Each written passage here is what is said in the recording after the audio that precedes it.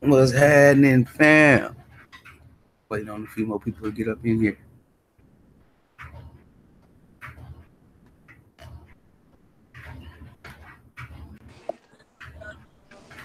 Mike Biggs, what's up, bro? What it do, bro? Can you hear me? Yeah. Can you hear me? Oh yeah, I got you. Yeah, I can hear you. I sent Trey X one too. All right, that's what's up. Is you on live now? Mm-hmm. I just started it right now though. When I sent y'all the link, Oh, okay. Okay. ain't nobody. This You my want me to? first. This my first time doing it. I had to Google it up just to figure it out. Oh yeah, you gotta get hangouts. Yeah, cause first time I was on with Fanon, man, he had sent me the link, and then I didn't have hangouts, so I had to download hangouts and had to go through this crap just to get on there with him.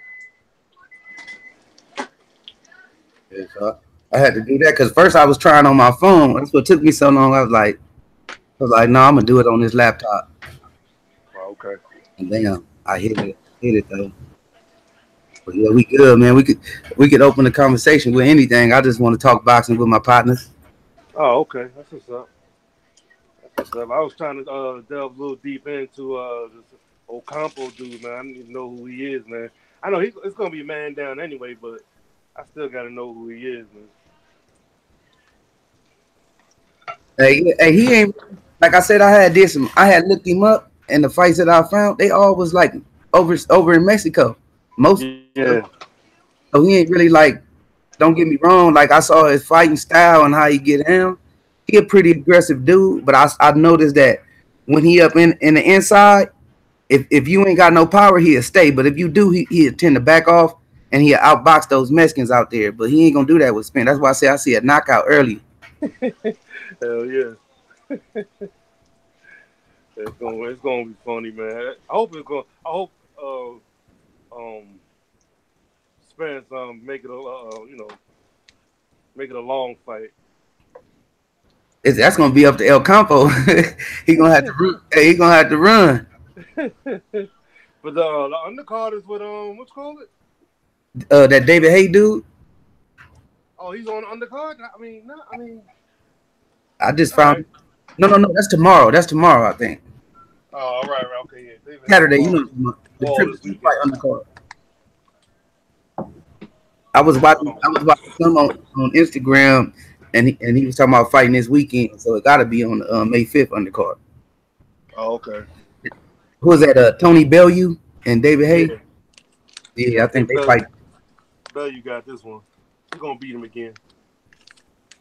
Hay say that if he don't beat Bellew in impressive fashion, not just beat him, but impressive fashion, he gonna retire. He gonna retire. That's what he said out his own mouth on Instagram. Yeah, he should. He should beat him impressively. I said, what these boxers be up to, man? They be on some funny business, man.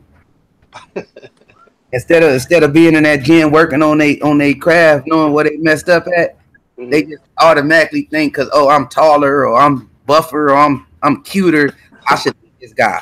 It don't Right. work. It don't work like that at all. Exactly.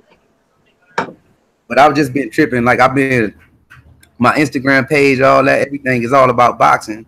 So when I hit up Instagram, I got all the boxers, and I just be tripping on even the amateurs. Like I don't discriminate, Right. so I just be tripping on different people's work ethic. You know what I mean? Right. And that's what like stand out to me, like especially the amateurs. Uh-huh. Uh-huh. Like that's why I was telling you about Ocampo. Yeah. He a tough fighter. Like I said, he ain't no slouch. You know what I mean? No ugly slouch. It's gonna be a show, but I don't see him taking that power. Hmm. Yeah. I don't see anybody taking that power. For real. Yeah, that's crazy, huh? But Yeah. see, what's name? Spence work ethic is different than everybody. Like especially when he in the inside, Yeah. his work ethic is like none other. Andre Ward had that same kind of work ethic. He wasn't just holding just to be holding. You know what I'm saying? Right. He was holding and punching, and every time you show a face or a rib, he hitting that mug. Yeah, I saw that video, man. That video was hot. That was nice, man. Nice little tribute to Andre Ward. That was nice. Yeah, I don't be hearing people talk about him because he still can come out of retirement right now and fuck off Kovalov. But I don't want. I don't want to see that though. Nah. They cried. Hey, they cried after that match talking about low blows, him and that lady. Low blows. I was like, man, you better go look at that fight again, bro. Yep. You must have ate a fat burrito or something before the fight or something, because them punches to that belt line, to that navel right there, that navel area was hurting his ass. made him bent over. Yeah, hey, he ain't never been treated like that. He done killed somebody in the ring before, but never been treated like that. I know. Hey, he came into that first fight, bro. Like I was just listening, because you know, you about, bro. You know what I'm talking about. A lot of fighters done died in the ring. You know what I'm saying? It ain't like nothing new. Right. So when he came in with that shit, like, you know, I'm a boogeyman. Nobody wants to fight me because I killed someone in the ring. I was like, Andre, we're gonna beat that ass, and he gonna humble your ass. And that's sure enough what happened. He complained and cried. Then the second fight, he did it again. I was like, I'm cool on the trilogy. Right. Because, you know, he was the only one that wanted to fight Ward. If Ward don't fight him, he don't get no fights. Nobody want to see that, man. Right. So, you know, that's why I had to do that one, man. Hey, I don't know.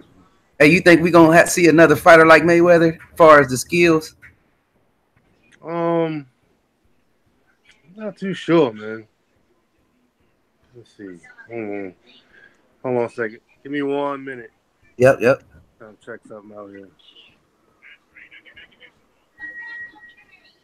I'm gonna put you on mute, man. I'm in front of my kids, man. Give me one. Go ahead and talk about what you want to talk about. Give me 1 second. All right, it's all good.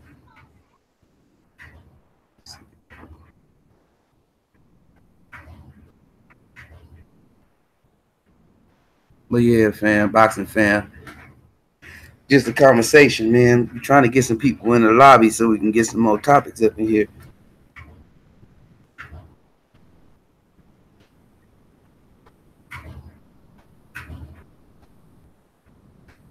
I don't even see the dang oh, there we go. Let me see if I can send out some invite.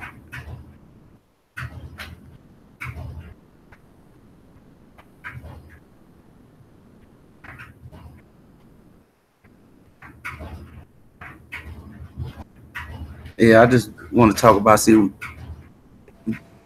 anybody think that we're gonna get some more talent up in here, some big talent. Is anybody in here liking and subscribing yet? Nah. Oh, we got one. Oh, okay. We got one viewer. The last one I had put up, see, I didn't know what I was doing. I had to cancel it. I had like five people in the lobby, but right. I was just looking around, just talking to myself. Didn't even know. Oh, okay. Well, yeah. What's your opinion, viewer? If you in, let us know what's happening. I'm finna send TRAE another invite. Oh, TRAE. Yep. Yeah, you can't miss the invite, man. It's like my phone was ringing. Like, what is this weird ringing noise? But yeah, man, I've been wanting to chop it up with y'all, get y'all in the lobby and do some of these videos, man. Just our you know, our knowledge and what we think about boxing. I like talking to y'all, man. Y'all got some good opinions and views. Right. Just like the Charlos, like I was telling World Breaker earlier. Like, don't get me wrong, I like the Charlos. I fucks with them, but it's certain, you know, styles make fights, right? Mm-hmm. And I'm seeing Danny Jacobs just getting out early, like the rest of them bums that got in the ring with him. And I ain't just calling them no bums. I'm just saying that just based on how he made them look.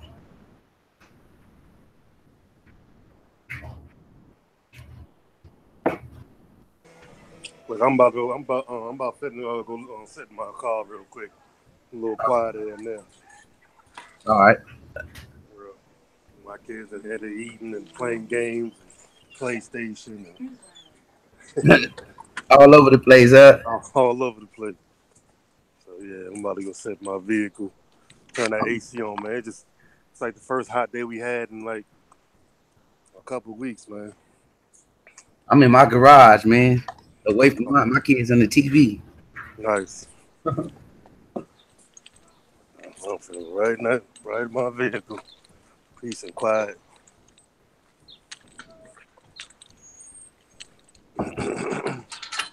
Look like we lost the viewer, man. Oh man, I'll get them back. Don't worry about it. Right. Be on long enough. I'm finna oh, you can't do that from here, huh? What's that? Shout out those your subscribers should be automatically getting a ping, huh? When you go online. I got about 30 subscribers. Hopefully a few of them pop up. Right. Hey, if they hit that bell icon, they should get notified when you get on. Right. If they know about it. I see Boxing Ego. He makes sure when he put his videos up, hit the bell icon to make sure you get all of them. I said that's What'd you say, man? You broke up a little bit. I was talking about Boxing Ego. I see he put up in his videos all the time. Hit the bell icon to get notified. Right. Right. But even if we do that, man, sometimes that notification don't be getting to me because I got a lot of tubers on my list, man, and I hit that bell icon, but sometimes I don't be getting notified when they come on live or even when they drop videos. Hey, me too. I had to see it on the side of the screen just to know that they even live. Right. That should have tripped. Right. But yeah, man, what you thinking about on right now? What you looking forward to as far as the boxing game? Let's see who getting it on this weekend. It's a couple people getting it on this weekend. That GGG. Well, it's gonna be an easy fight for Triple G, man. Cause come on, man, he's like it's almost like a cherry pick, man. He should have fought the other dude. He was supposed to fight. At least he would have kept that belt instead of having cough it up. Who that Russian dude? Yeah. Can't think of his name. It was his mandatory, wasn't it? Yep. Yeah. So he already gave that belt up? Yeah. Oh, they a chump, bro. Yeah. Hey, Ludabella wasn't playing then. I thought it wasn't gonna work out, but it did, I guess. Yeah, they said if you don't fight his mandatory and you fight a voluntary, then he's gonna have to give up that one of them belts. I can't think. I'm not sure what belt it is. WBO maybe. I'm not sure, but I know he got to get that belt up. It ain't the WBC, so that's the only thing he probably really worried about. Right. And then he try to put himself in the same light with Bernard Hopkins by saying that he's defending his title 20 times, but no, he didn't. Hey, I'm glad you brought that up, man. Yeah, Fanon broke it down, man. I mean, Bernard, he defended one belt 20 times. I think it was the IBF. I'm not sure, but I think Golovkin only, I think like 7 times he defended his title. I think it was the WBC. I think. I thought it was 6 because I was looking at the box direct today. Right. I thought it was. But look, if you look at the defenses, if they are really defenses, them guys is really nobody. It was only like 2 names that was on there that I could say, okay, I give these 2 guys a fair shot, but everybody else was really nobody, man. Right. So I really don't care about that. But what tripped me out was that the media eats stuff like that up and run with it. Like they don't even have no insight to, no get back at them to say, hold up, what makes you even come out with that? You know what I'm saying? Exactly. That's the trip about it. I mean, I don't like to get political and say, oh, is it because he's black? But I don't care though, because he deserves everything that's coming at him. Mm-hmm. Mm-hmm. That's why we got this new media out here now, bro. Right. That's why I like it. I like people that's gonna keep it 100 all the way through. You know what I mean? and that new media pushing that movement, man. Yep. That's why I joined, bro. You know what I mean? I had to follow the lead, man. Some real spit. Hell yeah. Hell yeah. I checked out that video I dropped about paying homage to all the tubers out there, right? Like Fanon and 7 8. Oh yeah, I checked that out. I Yeah, think I man. left a few. Yeah, you did. I think you left one. That was well deserved, man. Them dudes deserve all the hype, man, because they, like I said, they paving the way for people like us, man. You know what's crazy though? I've been talking like my surroundings ain't really like it's probably like 2-3 people that's in the boxing, but they don't really got no knowledge. They just follow the Twitter, the new guys. You know what I mean? They ain't Right. really watching it. So when I found y'all, I was like, oh man, I said this is my world right here. You know what I mean? Exactly. Like I see, it's cool to be around people, even if you don't agree with what they saying. It's just an opinion in my, my eyes. I still respect it. You know what I'm saying? Right. It's boxing knowledge. I respect the knowledge, and I respect that we got fellas out here that's trying to that's repping our, our boxers, man. Especially the brothers, man. Right. Especially the brothers, because Hispanics, they stand by their fighters. Even though he trash, he might not be that skilled. They bet the house on his ass. Right. Right. I'm already starting getting haters, man.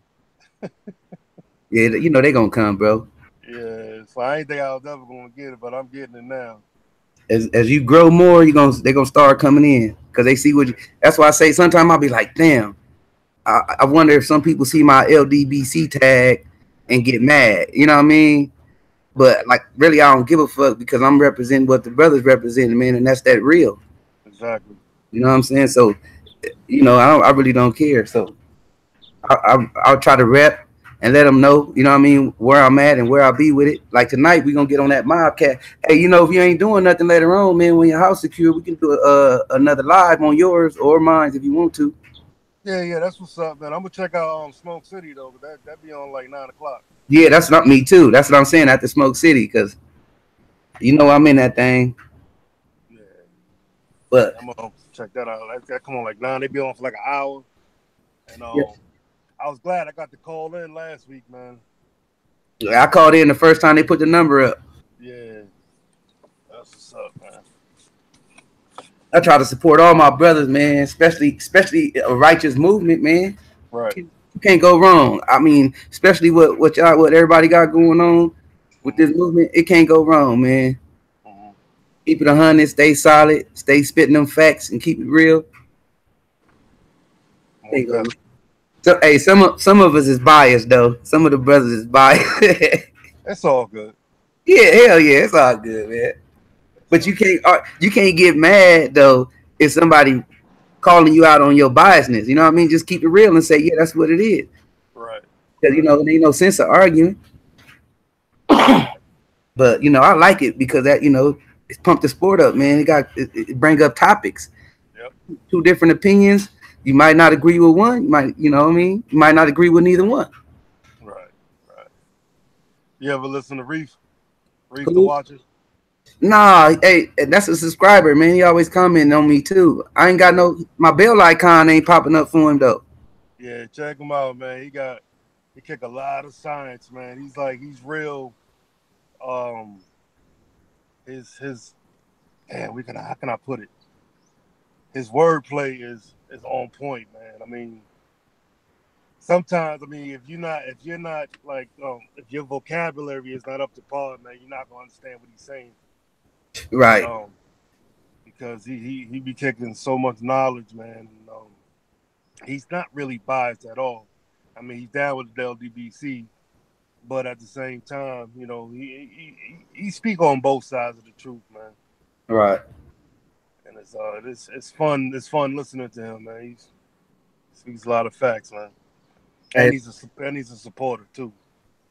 Yeah, I'm on him. I'm gonna make sure that bell icon is up because I ain't got none. I didn't think he did videos, but I see him in a lot of the lobbies I be in. I be listening to the brother Underrated Darkness. Yeah. And Information, man. They just be talking a little politics. I don't really like politics, but I like to listen to them. You know what I mean? See what's going on and what people think out here. Right. But they be spending some cool stuff, man. So it got me. I got up in that lobby and found. That's how I found the brother that you talking about. So I'm gonna make sure I hit that bell icon on him so I can check him out and check his video. Yeah, man. He speaks on a lot, man. Like he be catching the haters, man. He be catching them, you know what I'm saying, sleeping. So, and he get on them verbally. He be verbally abusing people. Like, hey, Real, is he like Santee? I think I only heard Santee once. I don't even think I'm subscribed to him. It's SANTEE, right? It's SW Bottom Line is his channel, I believe. SW Bottom Line. Yeah. All right, I gotta look that up. Hey, he be going off. He be cussing and everything, man. He be going off. He remind me of my grandfather back in the day when I was a kid. That's how I got into boxing. When I was a kid, I'll be, watching boxing with the old people. Yep. They be there arguing, bro, cussing and you know what I mean? Yep. Throwing beer bottles when they fight or lose. Yep. I got a grandfather like that too. Hey, be biased, stuck on one fighter. Like this dude done retired. You still talking about like he just fought yesterday. Right. My grandfather stuck on Anthony Joshua though. Oh yeah, he's the best thing. He's the best thing for heavyweight boxing. Now I'm like, come on, Pop. You gotta, you know what I'm saying, looking between the lines, man. Ain't nothing special about him. He don't move his head. Nah, not at all. That's why I say Wilder gonna put him to sleep. Hey, we got 2 viewers. Go ahead and hit that chat line. Let us know. Join the chat with us. Make sure y'all hit that like button. But yeah, that's what got. I was just talking to my grandpa the other day, and I was telling him like about y'all. Like he be hearing me listening to y'all. He'd be like, "Who was that?" I'd be like, "That's the LDBC." But I think he heard OSW cussing. Like they let them do that. I was like, I said, "This live. This real people talking." Right. Hey, but you know what I was gonna tell you about that GGG Monterosen fight, right? What? Monterosen ain't no punk, bro. Right. The only thing that might hamper him in the fight is his weight and taking the punch from a bigger dude. He ain't used to that. Mm-hmm. Oh, he's not as big as Triple G? Nah, he came from 54 to fight Triple G. Okay, that's only a couple pounds. Right. I mean, people won't think that is a difference, but it's a difference. Man, look, I'm gonna tell you this: when Sugar Shane hit Mayweather with that punch, oh yeah, Mayweather never got hit with that. That's how you know Mayweather had a chin when he took it. Yeah, he never got hit like that in those bigger weights. You know what I'm saying? Or smaller weights, but no, smaller weights. That black dude gave him problems. I forgot his name. The one with the braids. Oh, Dancer? Yeah, you know what I'm talking about. He be dancing when he boxing. Like yeah, I know you're talking about. That dude, that was a good ass fight. Mayweather said that was his toughest fight. It was. Or that Mexican dude. I had to go back and look at the box to remember the name, but it was a good fight, bro. But Mayweather was putting combos like that fight right there. You go back and watch it, you will see the real Mayweather. You know what I mean? A tough. Right. Everybody else is like semi-skilled that he fought. If you watch that fight, you will see what I'm talking about. Somebody just joined the call. I think that's my name, TRAE. Yep, that's him. What up, yeah, what's up with y'all, man? I had to come on here and chop it up with y'all and shit. I see y'all boys been working hard lately. Hey, man, yeah, man, we been trying to represent, bro. Yes, sir. What it do, TRAE? Shit, I'm chilling, man. I'm good. Y'all all right? Yeah. What about you? Yeah, I'm good. Hey, we my boy around the Finky. Oh, go ahead, bro. No, I was just telling you, we just chopping it up. This boxing talk period, man. Ain't nothing specific. We all over the place with it. Yeah. So whenever what I'm talking about, what's the deal? Oh, right now we were talking about what's that? I was talking about Mayweather and that dude with the braids. What's his name? With the braids, he fought him. Old dude. Yeah, this is back in the day though, like in the 90s. The dude that was dancing.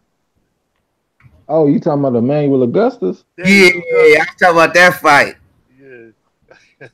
Yeah, Hey, Floyd said that was his hardest fight. Yep. hey, you have to go back and watch it, bro. That was a cold fight, man. Yeah. Hey, It's one of my favorite fights. hey, the cold thing about that fight, it wasn't like no knockout. The Gustus corner, like I guess, throw it in the towel. Yeah. They was like, this young man is putting it, because I was telling Biggs, he was putting 3s and 4s on him. Yep. Oh, I'm talking about connecting though, not just swinging like. And then oh boy, come back with a couple. You know what I mean? But after he land his couple or miss, Mayweather was hitting that man with some stuff, man. I was like, damn. yeah, but he kept coming, coming though, man. Kept coming. I was like, wow, this dude tough. Hey, then he tried to do that dance in that fight too. Yeah, that's what he did on a lot of his fights. He did that little drunken monkey little dance when he fight. You know what I'm saying? Like off a video game. I enjoy watching that dude, man. Man, that dude. Yeah, they used to rob him all the time, man. Yeah, how many losses you got? About 35 losses or something? That's for real. They used to do my man bad, man. That's the politics in boxing. Hey, back then it was worse than now. Hey, now it's like it's like the money fighters or the people they got potential is gonna get that kind of love, you know? Yeah. Cause like I was saying earlier, Danny Jacobs beat Triple G. If you go into the original way of scoring boxing, it was a draw or Danny Jacobs won, man. You ain't gonna get it. I'm not good at scoring fights the first time, man. Like I done had y'all will be mad at me about some of the decisions that I done had off scoring fights the first time. I had Kovalev beating Ward the first time. I had Golovkin beating Jacobs the first time. But when I go back and watch it again, like I see everything because I be missing stuff when I watch it the first time. Oh, when I go back and check it out again, you know what I'm saying? I see everything. But when I went back and rescored the fight, I had Jacobs beating Triple G. Hey, you see what I'm saying? But see, look, I had learned the judging way to score the fight. Like people, you know how the commentators always speak on activity. Activity is not. It's still a part in activity. It gotta your punches thrown, bro. It's not just you know what I mean. You own the dude all day. I mean, your punches landed, not your punches thrown, bro. But your punches landed in that activity. You understand? Mm-hmm. Yeah, I understand what you're saying. You saying that activity is not part of the scoring criteria in boxing. No, it's not. But they judge it that way. Like if you throwing, like if your opponent, you know how a lot of opponents, when a person throwing 4 and 5 and 6, and he might land 2 or you know what I mean 3 out of the 6, and you don't throw none back, you won that exchange. You know what I'm saying? I don't know. You can't. It's up to you to judge if he landed, how many he landed, because the judges sometimes they be tripping too about how many somebody landed. Mm-hmm. That's why they just robbed that dude. What the hell is his name? He about to fight this under what's called on Spence called the hell's name? He beat he had a draw against Ortiz. Yeah. Hey, and then look. Then the power. Devin Alexander. Devin, yeah. Oh yeah, they robbed him. They robbed the hell out of that boy. Hey, then look on the power punches too. The power punches is different too when they score the damn thing, because everything but a jab is a power punch. Right. Yep. So you got to look at shit like that. Like if somebody throw a jab and another person throw a hook on that jab, you know who won the exchange. You feel me? Mm-hmm. That hook. I feel you on that, but at the same time, it is subjective. Like if you get hit by a jab from a dude like Charlo, you know what I'm saying? They're gonna give that more respect than somebody that can't punch. You know what I'm saying? So if two dudes get hit by, let's say two dudes get hit by a hook, but one dude is a power puncher and he hit hard and the other dude not. Well, that dude that's a power puncher, he gonna get more credit for that because he gave more damage. You know what I'm saying? Right. But see, you got to think about it like this too. The judge's eyes and opinions is theirs. Ours is different. You know what I'm saying? Right. Because off top, they wasn't gonna give Charlo that jab as like a power punch. But now, right now, as we speak, right now, you stand correct. You know what I mean? But let's say early in his days, he got robbed. You feel me? Because they ain't looking at it how they looking at it now. They just scoring it you know, how they supposed to. You feel me? That's how they do. That's how they do Triple G, man. That's why I say Jacobs won that fight, bro. They just scored it for Triple G. They damn near scored all his punches, power punches. You feel me? Well, to me, it seemed like the judges scored the fights for the casual fans or something, because like they give a lot of credit for aggression, even if it's not effective aggression. Yeah. You know what I'm saying? And a lot of these fans, they just like to see a dude come forward, you know what I'm saying, throw a lot of punches, even if he's not landing them, even if his aggression isn't effective. And it just seemed like the judge is kind of swinging like over to their type of thinking, you know what I'm saying? Yep. Right. Yep. I see the same thing you see, bro. Because that's why I told you the politics come in. That's where the politics come in, right there. What you just think said. about this fight. Think about this fight, bro. Think about Laura versus Canelo. Like, even when I watched that the first time, I felt like Laura won that fight. Me too. You know what I'm saying? Like, Hey, but didn't Laura get dropped? I think he did. He might. I think he might have got dropped late in that fight. See, that's a 10-8 round. See, but to me though, bro, I think that's another thing that needs to change in boxing. Like, let's say I'm whooping the dude ass, and then he hit me with a little flash knockdown. Why should that be a 10-8 round his way? If anything, I should still win the round, but I should lose a point for the knockdown, which would make it a 9-9 round. Right. You know what I'm saying? I think. Hey, that's what I say. That's what I say, Trey. Go ahead. But I just want to, I think the same way, bro. Like, if you winning the whole round and you get knocked down, it shouldn't be no motherfucking 10-8. It should be a 9-9. Exactly. It shouldn't be 10-8, but that's not how the scoring go, though. That's messed up. Because you know why? You know why? Because they can't change it. Because if you get knocked down twice, you know what I'm saying? That's a 2-point. That's a 2-point deduction. They need to change all this scoring stuff, man. Because I mean, sometimes it be robberies and draws that, you know what I'm saying, like that Adrian Broner joint. That, I mean, I can see how they can call it a draw because Adrian Broner didn't start to the, you know, saying middle rounds and he took care of business. But if he did that in the earlier rounds, man, he would have, and didn't get the KO. I think he would have won that fight hands down. I feel you on that, Mike BIGGz, but I think Adrian Broner kind of, and his coach, it was kind of on them with that, because I feel like Coach Cunningham did a great job with Broner and Tank. But the one thing I hold against him is that Adrian Broner came out so dry. It didn't even look like he was warming up in the dressing room. When I looked at Jesse Vargas, I saw him over there sweating, like he had a good sweat going. I was like, man, this dude ready to go. Yeah, you know what I'm saying? But Broner came out dry in his performance. You know, he came out slow. You know what I'm saying? I feel like if he would have came out primed up, sweating, ready to go, and would have had a faster start in the fight, he would have beat Jesse Vargas. I think he would have put Jesse Vargas down for real. Right. Yeah, he might have. And you know what hampered him, bro? Is his activity. Even his trainer, bro. The only thing he didn't tell that dude is, you either tied or losing the fight. You need to step up. He didn't say that. He said, man, you need to let your hands go. Yep. So he knew that dude was tripping, man. Like I can't explain. Like, this how I look at fighter. Like I look at if I was in the fight. When I watch a fight, I look at the same thing. You know what I mean? I be in the fucking TV like, nigga, it's an opening. What the fuck is you doing? You know? Right. You know what? When I watched that fight, I was wondering, like, because if Adrian Broner had went out there and dominated the 12th round, he still would have won the fight. You know what I'm saying? Yep. He would have got a close win. And I was wondering, like, man, why is this dude not letting his hands go in the 12th round? But then I was thinking about it. I was like, it might have been because when Jesse Vargas fought Timothy Bradley, you know, he caught Timothy Bradley in that 12th round and hurt him bad. And I think Adrian Broner might have been cautious about that. And that's why he put his hands in his pockets a little bit. But you can't think like that, man. When you in the ring, do not think about nobody but you and what you got going on. Because them opportunities that you be having, Bradley might not have had. You know what I mean? Yeah. Those openings, the next person might not have, man. Trust me. Like, I don't watch so many fights, bro. Like, even right now, I go watch fights that I don't watch before, and I'll be like, damn, this dude is smooth. You know what I mean? Like, at first, I'll be like, he all right.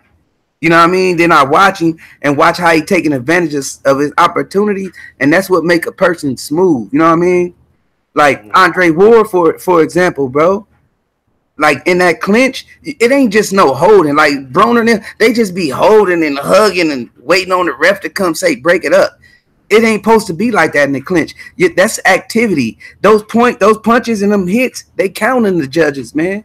Right. They count. Like the casual fan, they ain't gonna think, oh, them punches don't count. They just Andre Ward lost. He ain't did shit. Man, you got to think every time they clinched, that man was working. He wasn't hugging. He was working. Even if he was holding one hand, he was working. You know what I mean? Like, and then his tactical smarts, bro. Like he wasn't giving up openings that much. When you hit him, you had to hit him on the come in. You know what I mean?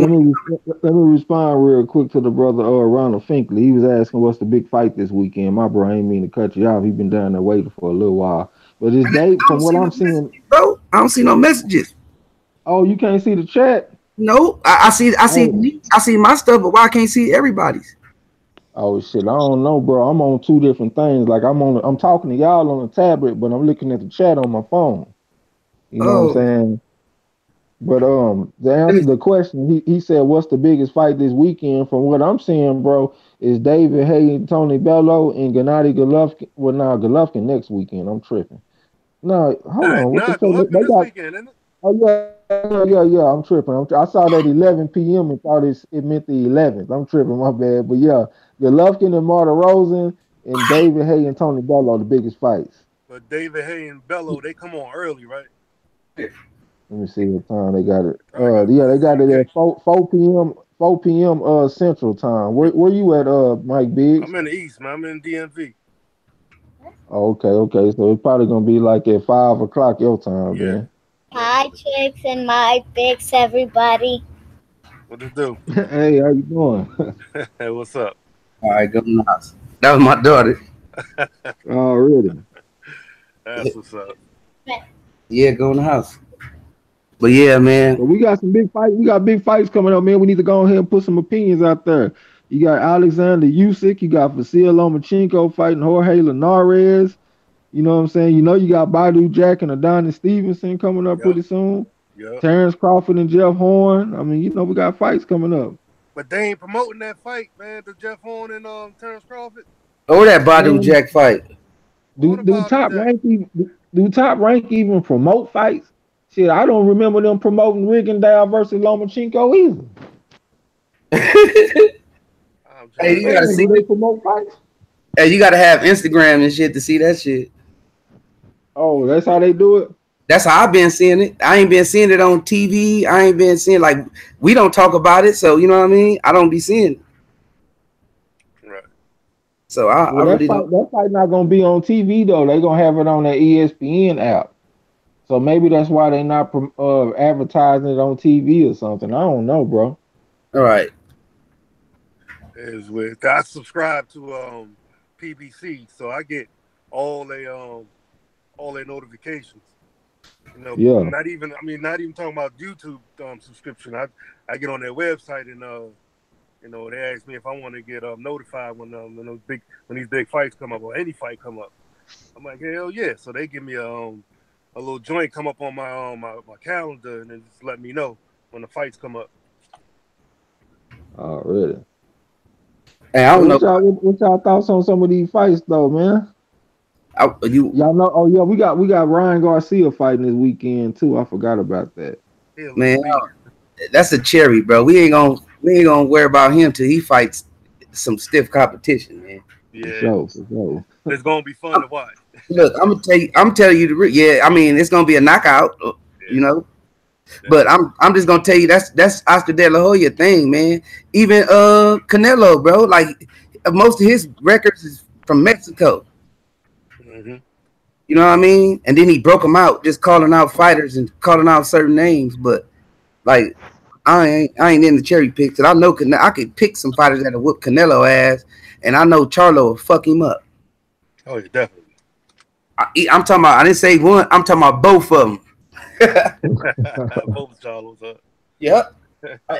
It's a difference, man. Like that power with that skill make a hell of a fighter, man. That's like a Hearns. You feel me? Mm-hmm. I think you got to give Canelo a little bit more credit, bro. At 54, Canelo can fight, bro. Yeah, he can crack. Yeah, yeah, he could crack against a person that's gonna have a lot of openings and ain't hitting that hard. Cause look, you see how he took Triple G gave him a shot, right? Bam! I'm talking about a hard shot. That dude was scared to take another shot like that, man. Cause look, I don't know how he didn't go down with that though. Yeah, that's not roids. Let me knock that off. He had to have been on something, man. I'm gonna knock that off. He ain't go down.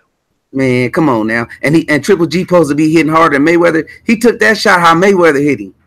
Yep. His head turned all the way. It hurt it, but he was like, he can't put me down. You know what I mean? Mayweather just tapped him the whole fight, man. It was like a no contest. A boxing clinic. Boxing clinic, bro. Hey, I was looking. Oh, go ahead. No, go ahead, bro. The fight that pissed me off was Canelo's last fight before Triple G. For him and Chavez Jr. Oh man, that was a setup, man.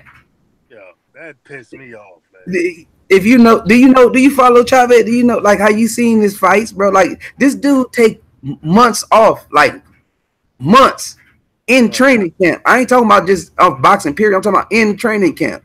This dude be in training camp, bro, just on coke and Corona, Corona, Instagram, like you know what I'm saying. The dude is crazy, man. Like his lifestyle is really kind of up there, man. He's not no fighter. Like you can't come in no ring with no young bull like Canelo out there partying and not taking shit serious. Yeah, it pissed me off, man. Hey, look, another thing about Canelo since we own him, I'm gonna tell y'all, bro. Just watch a little bit of tape. Ever since he fought Mayweather, his whole boxing style changed, man. Oh yeah, definitely. He been working on his footwork. He been working on rolling with them punches, bro. He been rolling on his distance fighting. Like his whole style changed, man. Before that, he was saying, "Oh, he's a runner. He ain't gonna fight. He don't want to fight. He's a runner. He don't." And now he became one.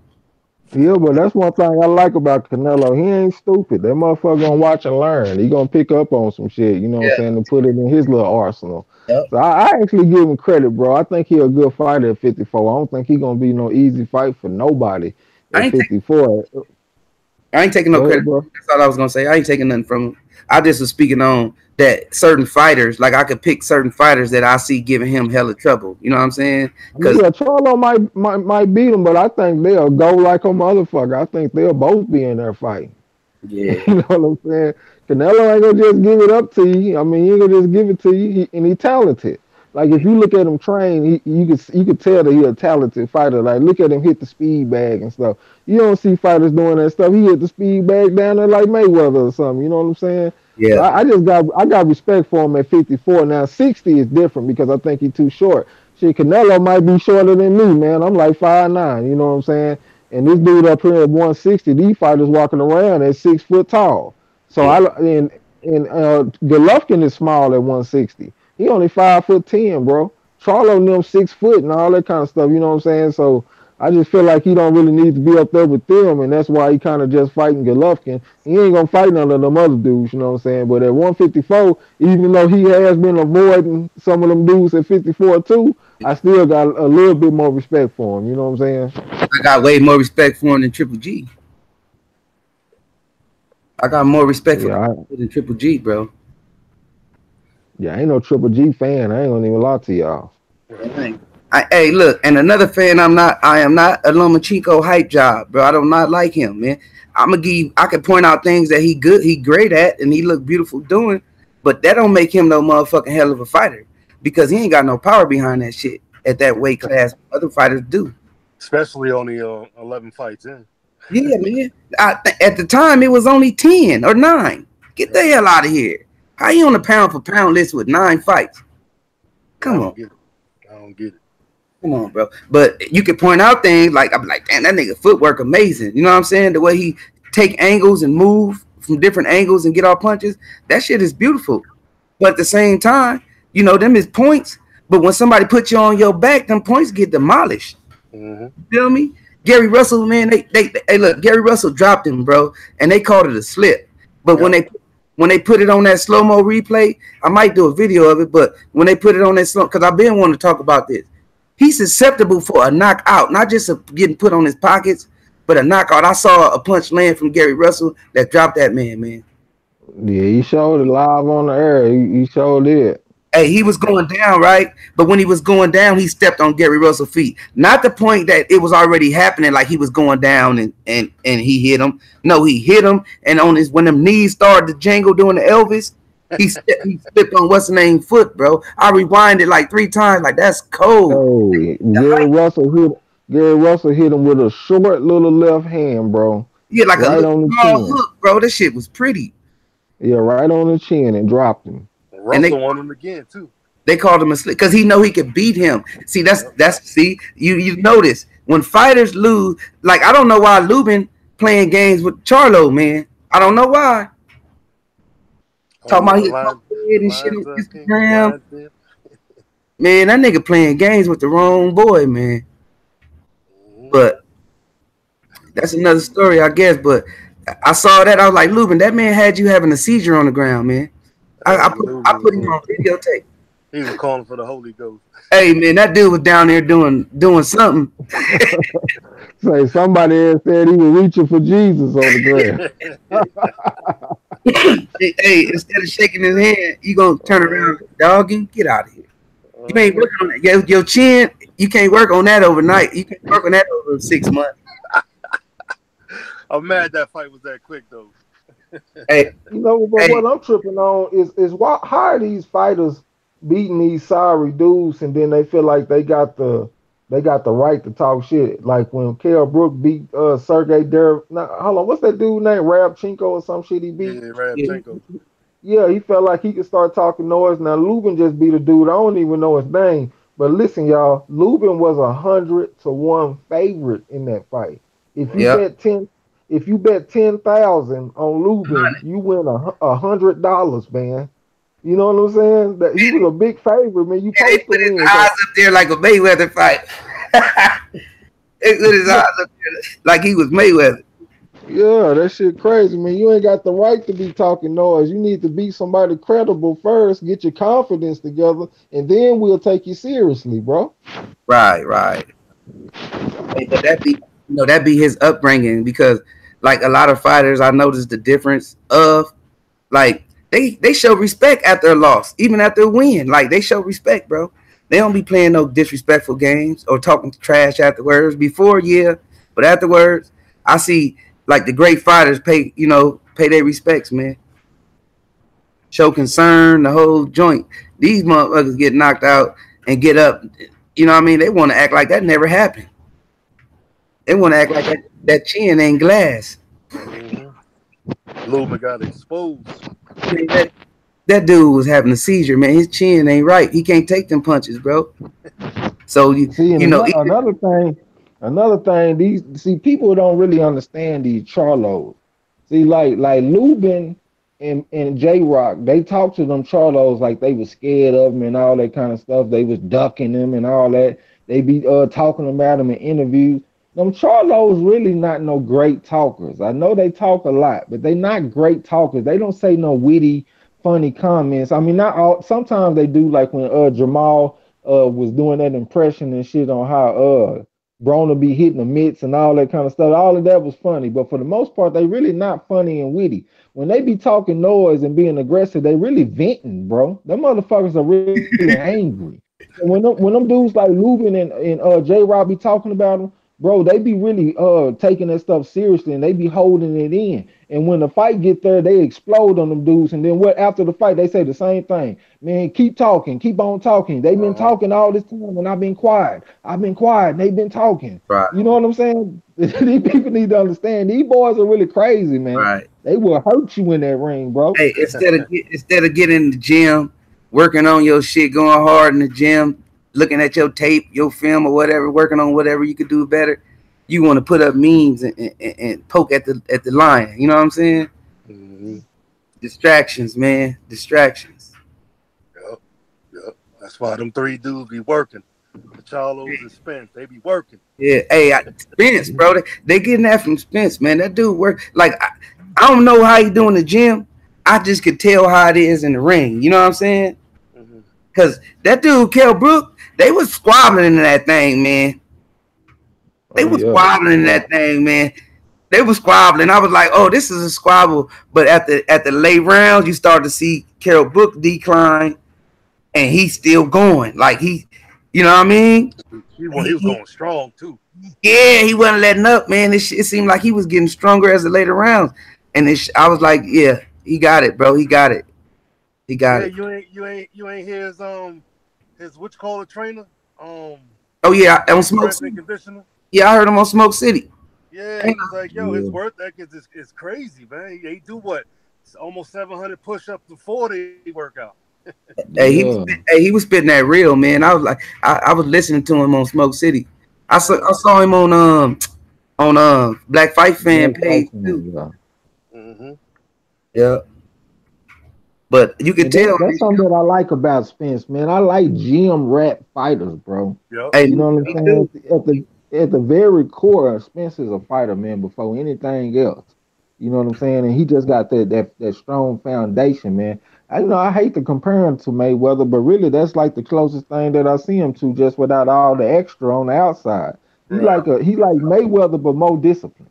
Right. Outside of training. You know what I'm saying? Yeah. The reason why I'm comparing to Mayweather, like his skill set ain't in that realm. That's why I say like Hearns or Hagler or somebody, like one of them laid back, you know what I mean? Dudes that know what he got. You know what I'm saying? You're gonna have to prove. Me a Gerald McClellan, man. That's the closest thing that I see to Earl Spence when I go back and look at the older fighters and stuff. You know what I'm saying? Just that aggression, just the all the the combinations and shit going to the body. Yeah, see, that's what I'm talking about.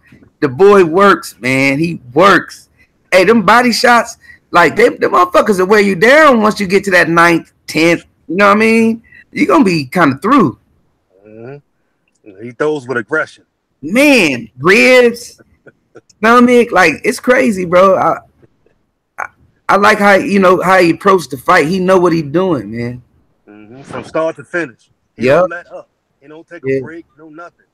Yep. Hey, Ronald Finkley in the chat talking about. He said, I guess Hearn just said it's a major deal coming to the USA.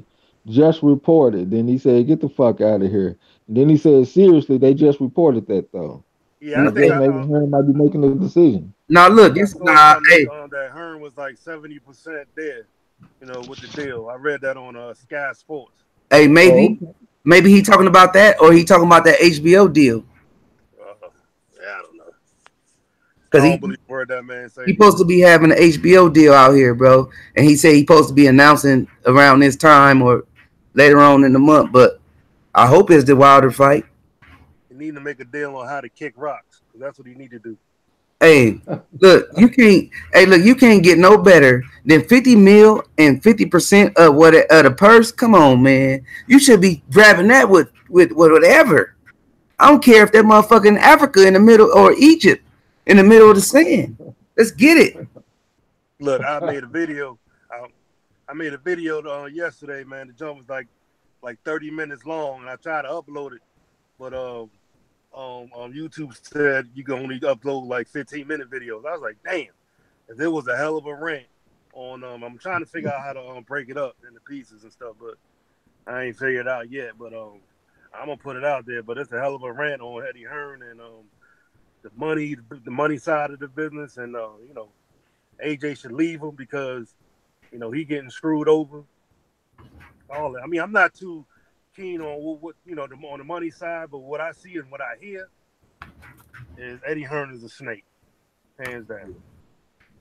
I mean, when he's saying stuff like he don't want Anthony Joshua in the room while they negotiating, I mean, that leaves room for you to speculate. Like, why do you not want him in the room? Because you telling him it's a $40 million fight when it's really a $150 million fight.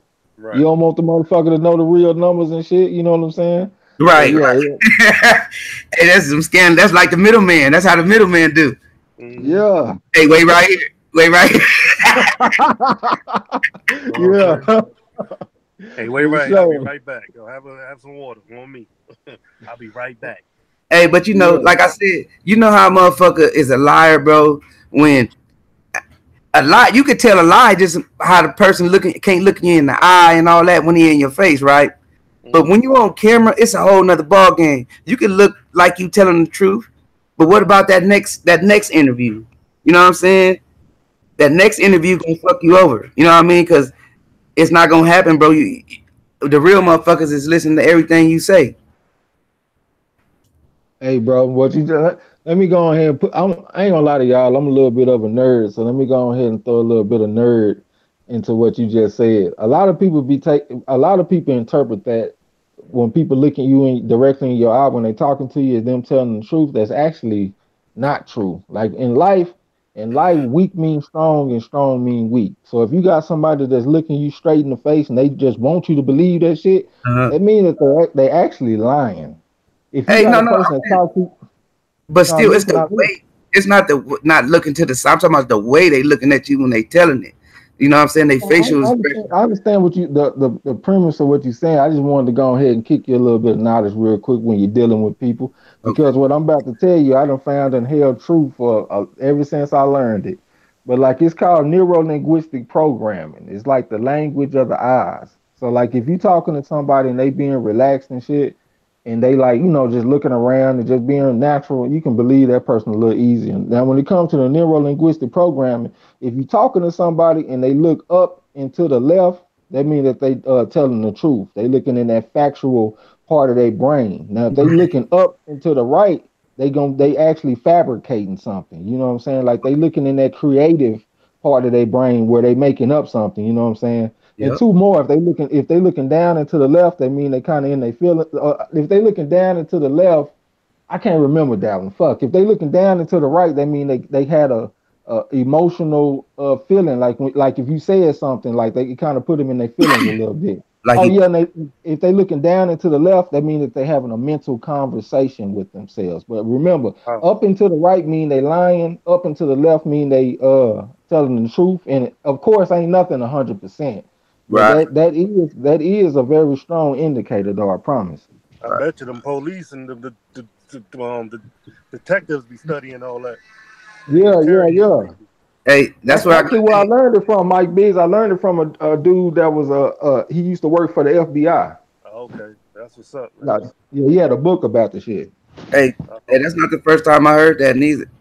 But like you said, them is telltale sign. It's something fishy about if a person can't really sit there on a regular basis like we talking right here. You know what I mean? They got to, hold up. Everything is a thought. You know what I mean? Everything is a pause. It's some bullshit, man. But like I said, you ain't no nerd, bro. Not for reading stuff like that, man. You ain't no nerd, man. That's never that. Great knowledge, man. Oh no, I take that with pride, bro. Like, that's what I'm known for, where I come from. You know what I'm saying? I tutor kids. I even tutor people that go to college and shit. You know what I'm saying? Like, I didn't take school seriously like I should have, but I made good grades and shit when I did. When I actually went, and when I went to college for a little while, and when I went in, surprisingly, bro, I passed the college algebra standard on everything. I didn't have to take no remedial classes or none of that shit, and I barely even went to school. Hell, I was on probation for not going to school, deferred adjudication and shit, because I went to a school that had 5,000 students and 3,500 of them was females, because it was a magnet school, and they had a cluster program, so the women would come. Well, the girls would come and they would get in the cosmetology program. So we had so many females, bro. We had 4 lunches. I'm at all of them. I'm talking about I'm on the girls and shit. So I wasn't together I didn't have myself together when I was young, but I had some ability though, because I was in gifted classes and all that shit. So I carry that with pride, bro. Right. Teach what though. That's the thing. That's what like you said, bro, and that's like 100% props. That you be teaching the kids and tutoring them, man, because it take a village. It don't take one person just because the parents need help, because they not watching the kids 24/7. They not at school, you know what I'm saying? When they at school, you know what I mean? A lot of teachers be at school, they want to send them home for a week or something, man. They ain't gonna learn nothing like that. Let them know what they doing wrong, man. Right. Yeah. So I'm happy. And then when I was going to school, I remember they separated you, bro. Like kids that was like distraction, they be smart, but they just didn't really care about what was going on. So they put him in a separate class, you know what I mean, where all the bad kids at, you know what I mean? Yeah. That kind of throw kids off too, or they focus. They ain't never would sit there and told, like, look, chill out, man. You know what I mean? Just check this out. Check what you about to learn, take home with you. It never was like that, bro. But I listened. I had a paisa, right? I was in elementary school. I started learning Spanish, bro. And I learned that shit. By the time I got 15 to 16, people was like, oh, wow. You know, like shocked. Like, you Mexican? I'm like, no, I'm black. I learned it because I was around them. You know what I'm saying? I had to adapt, bro. I felt like I needed to do this. You know what I mean? Right. And when I got grown, people were still to this day, they be shocked. Like, man, this dude speaks Spanish. He got to be Cuban or something. You know what I mean? Like, nah, man, I'm straight black. I'm straight from the hood. You know what I mean? Right. That mean that you're a sharp dude. You can learn another language like that shit, for real. Yeah. But I got respect for anybody that can do that, because that's not something that I'm able to do very easily. I know a little bit of Spanish where I can get my point across, but I can't just chop it up with a motherfucker in Spanish. Yeah. I don't know no Spanish. I know curse words in Spanish. Hey, yo puedo hablar como yo soy un mexicano, pero no. You know what I'm saying? Yeah. That shit sounded like some Spanish too, boy. Hey, look, I said that to say this. Like, my friends next to me, when I used to try to be like, man, you should try. Man, I don't want to do that shit. I don't give a fuck about that shit. But when I learned it, them same dudes, damn. You know what I'm saying? Damn. Like, you had a chance, bro. What'd he say, Marlo? What'd he say? Yeah. Yeah.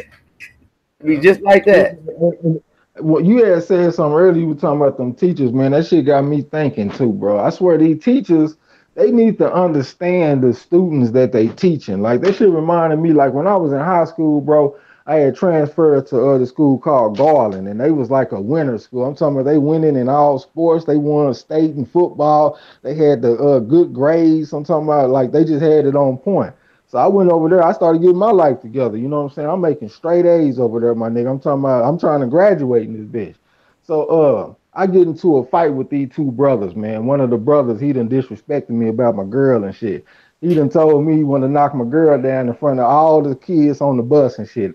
And he got all his people with him, bro. So I just stay cool though. But I catch that nigga at school and beat the brakes off of him and his brother at the same time. I'm talking about, I broke one of them jaw and knocked the other one out. You know what I'm saying? Like, I had the school lit, bro.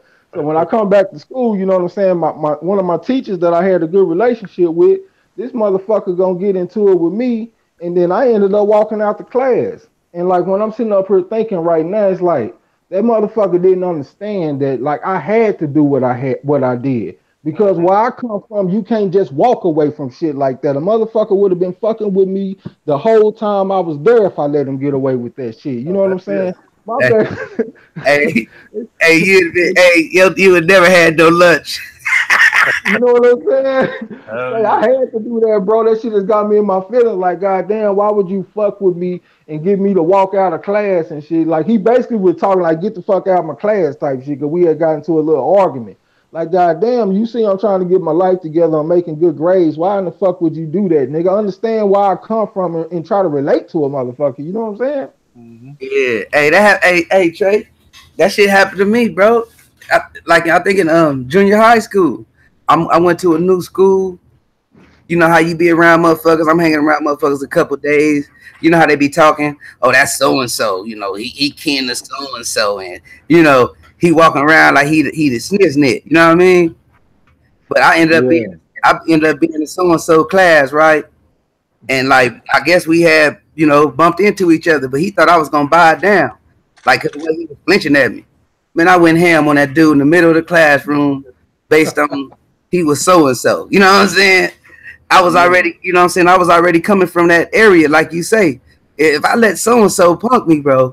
You know what I'm saying? Or if I beat so-and-so butt, I'm the champ. If you want to look at it like that. You know what I'm saying? Yeah. One of the two. If he beat my butt, I got down with so-and-so. You know what I mean? But if I beat his butt, I'm the champ. You know what I'm saying? I'm so-and-so. Yeah, I ain't gonna even lie, because when I came back into school, I kind of was like a celebrity And I remember before I left, I saw like I was waiting on my mom and shit because she had them walked out the office and shit because she said she was gonna go get her car and drive the car through the school and shit because because they were talking because they were Missing talking with about my jumping me when baby. I they were talking about jumping me when I came back. You know what I'm saying? So they told me go get your mama. You know what I'm saying? So I'm leaving to go get her, but on the way out the door I see a girl and I asked her. I said, "You heard what happened today?" And she was like, "Yeah." I said, "Who did they say won?" She said, "You whooped both of them." I'm good. I'm gone. I'm gonna holler at y'all. You know what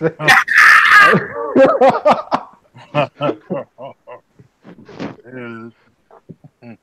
Hey, you know that's the thing, man. You learn that you got a little talent as a kid that you never knew you had.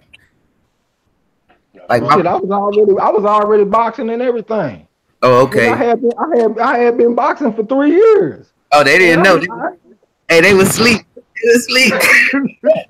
I started boxing when I was 14, bro. By the time I had that fight with that motherfucker, I had like 14, 15 fights under my belt. You know what I'm saying? That Couldn't- motherfucker should have known. Shit, hey, the gym right next to the school. hey, Everybody used to see me running and everything. they thought it was a joke. Nigga thought I was sweet because he saw me by myself. Because I used to always just post up with my girl. I'm not the type of dude to hang around with big crowds and shit. So he thought that was just a good opportunity. Shit, got his ass pieced up fucking with your boy TRAE. Hey, Trey. I learned that when I got older about them crowds, man. When I got damn near 17, 18, I was like, man, them crowds. Half the niggas in the crowd is weak motherfucker. They gonna start all the trouble and they ain't gonna do shit. You know what I'm saying? Hey, fellas, man, I don't mean to cut y'all off, man, but it was fun chopping it up with y'all, but I gotta put my kids to bed, man. These little dudes getting a little rowdy up in here, and because I'm not in the house. I can see them, jumping around on my damn couch, man. I don't play them games. Oh yeah. All right. Already, bro. Yo, it was fun, man. Yo, I love doing this, man. Yo, invite me again, or you know what I'm saying, when I do my chat, man, I get y'all on there for real, most definitely. We definitely gonna do it again, bro. Hey, yo, whoever in the chat room, man, hit that like and subscribe to these fellas, man. They do their thing, man. All right, big, stay up, bro. I see you. All right, fellas. Peace. See. Yeah. Hey, but yeah, Trey, that shit be crazy, man. Like, that's crazy you brought that up, man. Life is a trip, bro.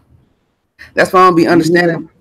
That's why I don't be understanding fighters. Like, this is what you chose to do. You should be in this all in. You know what I'm saying? If somebody come and ain't nobody, when you in, hey, you a boxer, Trey. When you in that gym, you working. Ain't nobody better than me. You can't look at a dude and say he better than me. It can't happen, man. You have to actually show me. Yeah, they just like what Floyd said. Floyd, when he used to be around them dudes and shit, like when he was on the Olympic team, that motherfucker say if he see a dude run 3 miles, he want to run 4 miles. You know what I'm saying? If a Yeah. dude come in and he do 12 rounds and sparring, Floyd say he want to do 15 rounds sparring. If he hit the bag for 8 rounds or something, Floyd want to do 10 rounds. You know what I'm saying? That's just how you got to think. You just got to want to outwork the next dude and beat him at everything. Hey, Trey, he was raised different too, though. That's how he was raised. You Yeah. know what, bro? When I look at Floyd Mayweather, I like all the money and the women and all that kind of shit, bro. Like, I'm not an envious person. Like, when I look at material shit, like that don't like I'm not gonna be jealous of that. But I'm jealous of him when it comes to his dad, bro. That motherfucker was born with Me somebody too. that could see. And his uncle, bro. I'm jealous of that shit. I ain't gonna even lie to you. And I actually was kind of lucky because I was around like Curtis Cokes and I was around my best coach I ever had was this dude named Lynn Ball. He got a second round knockout over Ron Lau back in the day. So I Yeah. had some dudes that knew boxing, but I ain't had nobody like that could show you all that shit that they know how to do. You know what I'm saying? Hey, you saw my video on that dude, man. That Which shit one? right there. Which That shit video? right there on Mayweather. I don't think I seen that one yet. I done watched a lot of them. Did you see that comment I left you on one of your videos? Because you had Yeah, did one where you had like a little jazz little style. Huh? huh? You had one where you had like some jazz playing in the background and like you was just talking real smooth on there and shit. That Eddie shit was Hearn, just different, bro. the Eddie Hearn Huh? one. I don't The remember, Eddie. man. I just remember the style, and it was just so smooth and laid back and player. I was like, man, this nigga Marlo needs to do all his videos like that because it was different. It was different. Like I ain't seen nobody doing them like that, and it just had a nice little style to it. You know what I'm saying? Yeah, I try to do it with the topic, like the music. I try to find the music that go with it. You know what I mean? Try to Oh yeah, that keep makes it. that's what's up. Yeah, that's what's up, bro. I I need to start wanted to chop making it me a up. couple of videos. I wanted to chop it up with you offline about that too. What's About that? you know what I mean? About your videos and all that. About you know what I mean? The process and all that. Yeah, I ain't even got a computer. You got a computer, bro? I do all mine on the phone. It's Okay, crazy, okay, that's what's up. All right, that's but what's up. Yeah, I'm gonna have to learn. that's why I said I want to chop it up with you. I'm gonna give you my number, man, on the Hangout. You got a Hangout, right? Yeah, yeah. I don't know. You can have a phone number on the Google Hangout. Yeah, we can text and all that on Google Hangout. Oh, I ain't shit, bro. I ain't good with the technology, bro. Hey, So that's what's up there. hey, I'm learning, bro. Like it's crazy. I mean, like, cause I always like first I was into rapping. You know what I mean? Yeah, yeah. And then I lost my little love for that, man. When the people that I was my circle started falling back on it, I just started saying F that. You know what I'm saying? I was in the streets getting money like that, but far as production, that thing is tight, bro. You gonna like it, man, when you get into it. You So gonna get shit, like, yeah, I might have a couple of little things I can teach you too, bro, offline and shit. You know what I'm saying? That yeah, you might find useful. So yeah, we're gonna have to link up on there, bro. hell yeah. But yeah, I be that Mayweather. I be that's been my since I was a kid, bro. I've been following that dude, man. Oh yeah, that's who I grew up on, bro. I'm gonna be honest with you. Yeah, Like if I like my first coach was Curtis Coates, but he had a professional gym. Like they was getting their money. He only had two amateur fighters. It was me and this other cat about my age. You know what I'm saying?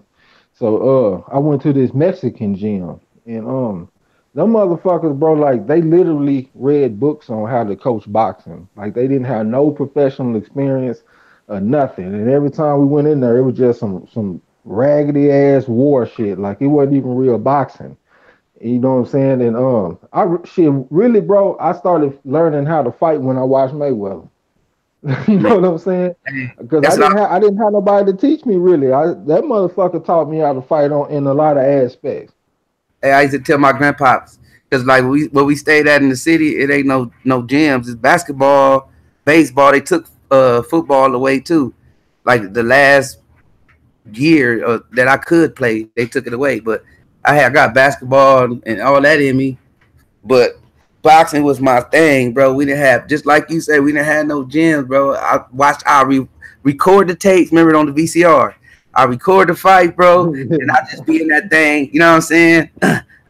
You know what I mean? Just try to copy what I see, bro. Hey, how old are you, bro? I'm 38. Oh god damn, nigga, I didn't think you was gonna be older than me. I Yep. thought your ass was gonna say you about 28 or something like that. Yeah, that's what's up though. Cause you start talking about them VHS tapes. That's what I used to do.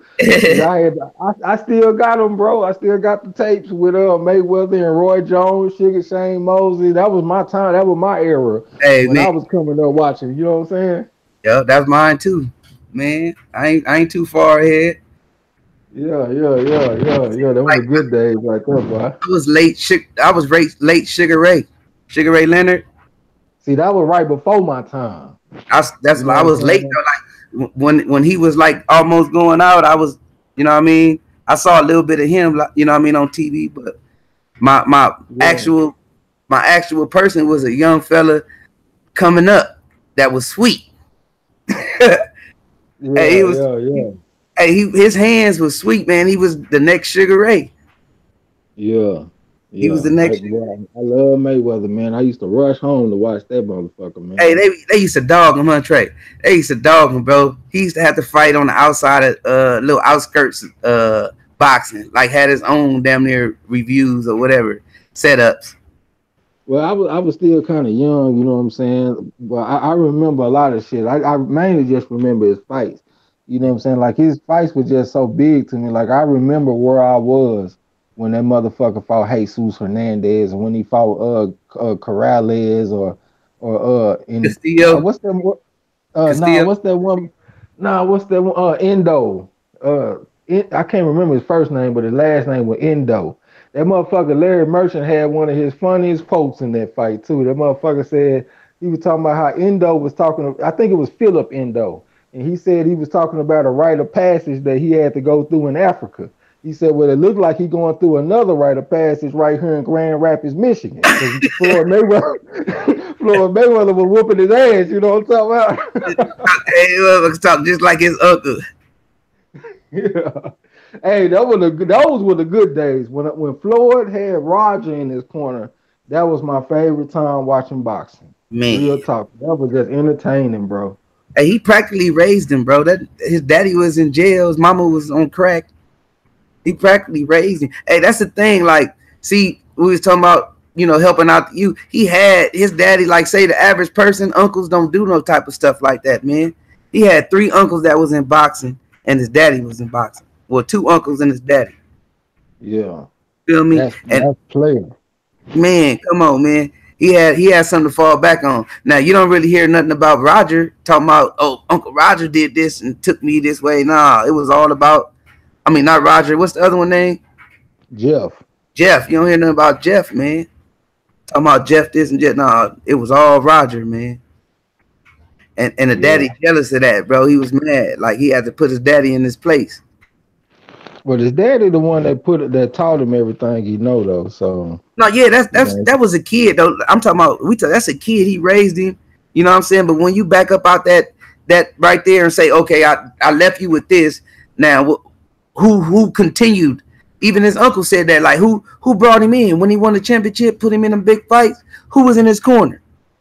Yeah, but you know, Mayweather Senior was in jail and shit. If he was out, he probably would have been in this corner. You know what I'm saying? Oh yeah, I feel like all of them contributed to the shit. You know what I'm saying? So I feel like Senior had a little bit of a gripe when he came back because I guess he was feeling like Roger was getting too much credit because it was actually him that put Mayweather on game. You know what I'm saying? Because when he came into the gym that time, Floyd kept on saying that he was nowhere near the level of Roger as a trainer and all that shit. And I bet that really did hurt him because he the one that started this shit. Right.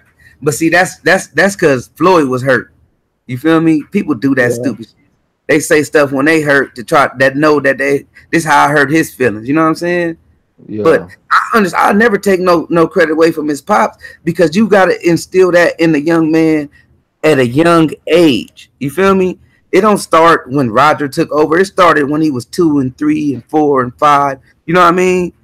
Like that shit don't. Man, it's drilled in him, bam. When Roger took over, he already was a machine. Yeah. Roger just oiled that machine, you know what I'm saying, and kept that thing running. It ain't like the pops felt salty because he thought people supposed to kiss his ass. No, you supposed to get out and gave your brother his props. Like, damn, bro, good job. You feel me? He didn't do that. He went with another team and put together another team, bro. Like, F them. The pops was wrong, man. Yeah, I feel you on that. You listening to it on your phone too? No. It ain't echoing over here. It's echoing bad. You not echoing, but I am though. Well, it just stopped and shit now though. But what I was gonna say is Roger Mayweather, without Roger, Floyd wouldn't have become a pay-per-view star. Because Roger Mayweather gave him a more offensive style. His pops was more focused on the defense. Yeah. His pops was good for that. But if you're gonna be on pay-per-view, people want to come and watch an entertaining fight. You know what I'm saying? Like a Mayweather Cotto or something like that. So Roger made him work on them offensive skills, man, and made him, you know, he good on the defense, but he also a pleasing fighter to watch. Because for me, Mayweather fights are timeless, bro. I can watch them fights to the rest of my life. And over and over. Hey, look, check this out then, because you ain't got to watch the fight to walk with me through this. His earlier years, he was still on it. You know, he really supposed to be a gold medalist, right? Oh, yeah. He got salty on that, and he turned pro kind of early. But so his earlier years was basically Olympic and amateur style fighting, just points, bam, bam, bam, dance. You know what I'm saying? He throw one, I throw two. You know what I'm saying? Yeah. That was his earlier years. And then, bam, when Roger really started getting up in him, he started putting together combinations, like serious combinations. You know what I mean? Then he started knocking people he started putting them on their pockets. You know, that's what I say. When you get a person that's instilled in him, yeah, he can fight, but you got to take that to another level. And you got to give credit to that person that take it to another level. You know what I'm saying? You can't just go run around and say F them or F that or F how they got going on, because now you taking away his style and taking away his props. You feel me? Because I didn't like. Oh, my bad, bro. But Ronald Finkley in the chat talking about AB flipping out right now on the internet. What he doing? I don't know. Let me look on the gram. Hey, we only got one. Hey, man, I cannot. What I got to do? Refresh this thing because I can't see no type of chat, nothing. You might have to look at it on two different things, like I am. I don't know. He said Ronald Finkley said, "Look at this video. I'll check it out, bro. I'm gonna go put it in watch later right now." Is he going? I seen the post earlier that he was talking about Kanye West. AB. Yep. Which video? This 2 minute 39 second. Ronald Finkley. I'm on your channel. And I'm looking at what video you want me to watch. It say March 10th, 2015. Oh. Look, they gave us NBA Youngboy back. Then they gave us Meek back. They trying to take Bill Cosby. And now you gonna come your oversized wearing clothes ass around the corner with this bullshit? Fuck wrong with you, man? Shit gotta stop, bro. Come on, you from Chicago. Fuck is you talking about? La la la la, wait till I get my money. I fucking believed you, bro. You done got the money and went left, bro. Hey, man. Kanye got me fucked up. Look, gave us way back. Then they gave us Meek back. Trying to take Bill. Hey, ask him, is that the one? Come your oversized wearing clothes. Can you hear me, Trey? Yeah, he can hear you, bro. He in the chat. Oh, yeah. You want to see what he say though? Yeah, Ronald Finkley, that's the one. I can't see. I don't know why, bro. I'm gonna get it together though. You were watching it on Barbershop Conversation? Oh yeah, he got it from the same place then. Yeah, that's where he watched it. Yeah, I agree, Ronald Finkley. He said AB is an entertaining motherfucker. He said, yeah, Marlo, that's the one. Yeah, AB is entertaining, bro. I like AB as a person, actually, bro. He a witty person, though. I don't know why. Shit. Hey, tell Finkley, man, when I get this shit together, he definitely got a wrench coming. Hey, look, bro, you can talk to him, but when he respond, then I'll let you know. But you can talk straight to him, though. You know hey, Finkley, you definitely got that wrench coming, my ninja. Much love, man. Oh, really? Hey, but yeah, man. Podcast tonight, huh? Oh yeah, man. We got another 45 minutes. Yeah. Hey, yeah, that's all I got. All I got is boxers on my stuff. And hey, Anthony Joshua, I saw him live earlier, and I saw Spence live earlier, but it was just about the venue and stuff. Yeah. Him and Jerry Jones got something going on. Man, that's gonna be my dream come true if these fighters gotta come to Texas Stadium, the Cowboy Stadium, to fight Earl Spence, man. You know what I'm saying? That shit is gonna be a dream come true for me, bro. You know, that's my favorite fighter. Man, hey, that's mine too. I'm in Texas too. I'm in Texas. Yeah, I'm in Texas. So, you know, I love Earl Spence, man. Hey, my boy out there, right? He said that this is what I'm saying. He said that he got a surprise for me, man. He said he might fly me out there, man, take me to the fight, man. Cause that's my boy. Earl, my boy. Yeah, that'll be player. I've been thinking about what I'm gonna do for this shit. I ain't gonna even lie to you, bro. I like watching fights at home. But for Earl Spence, I might go watch that shit, man, for Yeah. real. Hey, it ain't nothing to me. I told you I like watching them at home, bro. It's like I'm in the fights, bro. My girl, my moms, all of them be like, man, what the hell? Like this nigga ain't hit them the openings. He's scared. Especially Yeah. AB, bro. AB fight had me mad as fuck. I was like, this dude is not letting his hands go. This dude's showing too many openings, missing it too many times, man. Yeah, man. And then I don't even want to talk about AB now, man. That motherfucker gets on my nerves. It's two fighters that kind of like I like him as a person, but as a fighter, he frustrates me. And Demetrius Andrade, I throw him on that list too, man, because I feel like he like a tease in the game. Hey, He got all that talent. Hey, we missed out. We didn't talk about that Lipinus fight, man. I'm ready to talk about that when you're ready too. What Lipinus fight? I mean, not Lipinus, the Lomachenko. Oh yeah. Go ahead and get it on. Lomachenko Linares. Yeah, go ahead. Yeah, man. I wouldn't be surprised if Linares pulled off the upset. Huh. What's your reasoning? My reasoning? Because he's susceptible for combinations. And I saw, like I said, Russell showed me that his chin wasn't all rock solid. Okay. That's my reason. But far as skill wise, man, that boy, I don't know, man. He ain't got no knockouts neither. He ain't got no knockout power. So if he get caught, I believe that. Well, in my mind, I don't think Lomachenko is necessarily like a bad matchup for Linares, because Linares, he like to step in and throw all them combinations, but he will sit there and admire his work after he get done throwing that combination. So when he get done punching, you can catch him. But Lomachenko just don't have that devastating power to hurt the motherfucker. You know what I'm saying? Like to make him pay for his mistake. Yeah. So I think Lomachenko actually beat the dude. I just don't think he'll stop him or nothing. I think it'll go the distance. Out here, out pointing. Yeah, I think he will. And then I'm sitting up here looking at the odds, man. They got Lomachenko as a 14-1 favorite.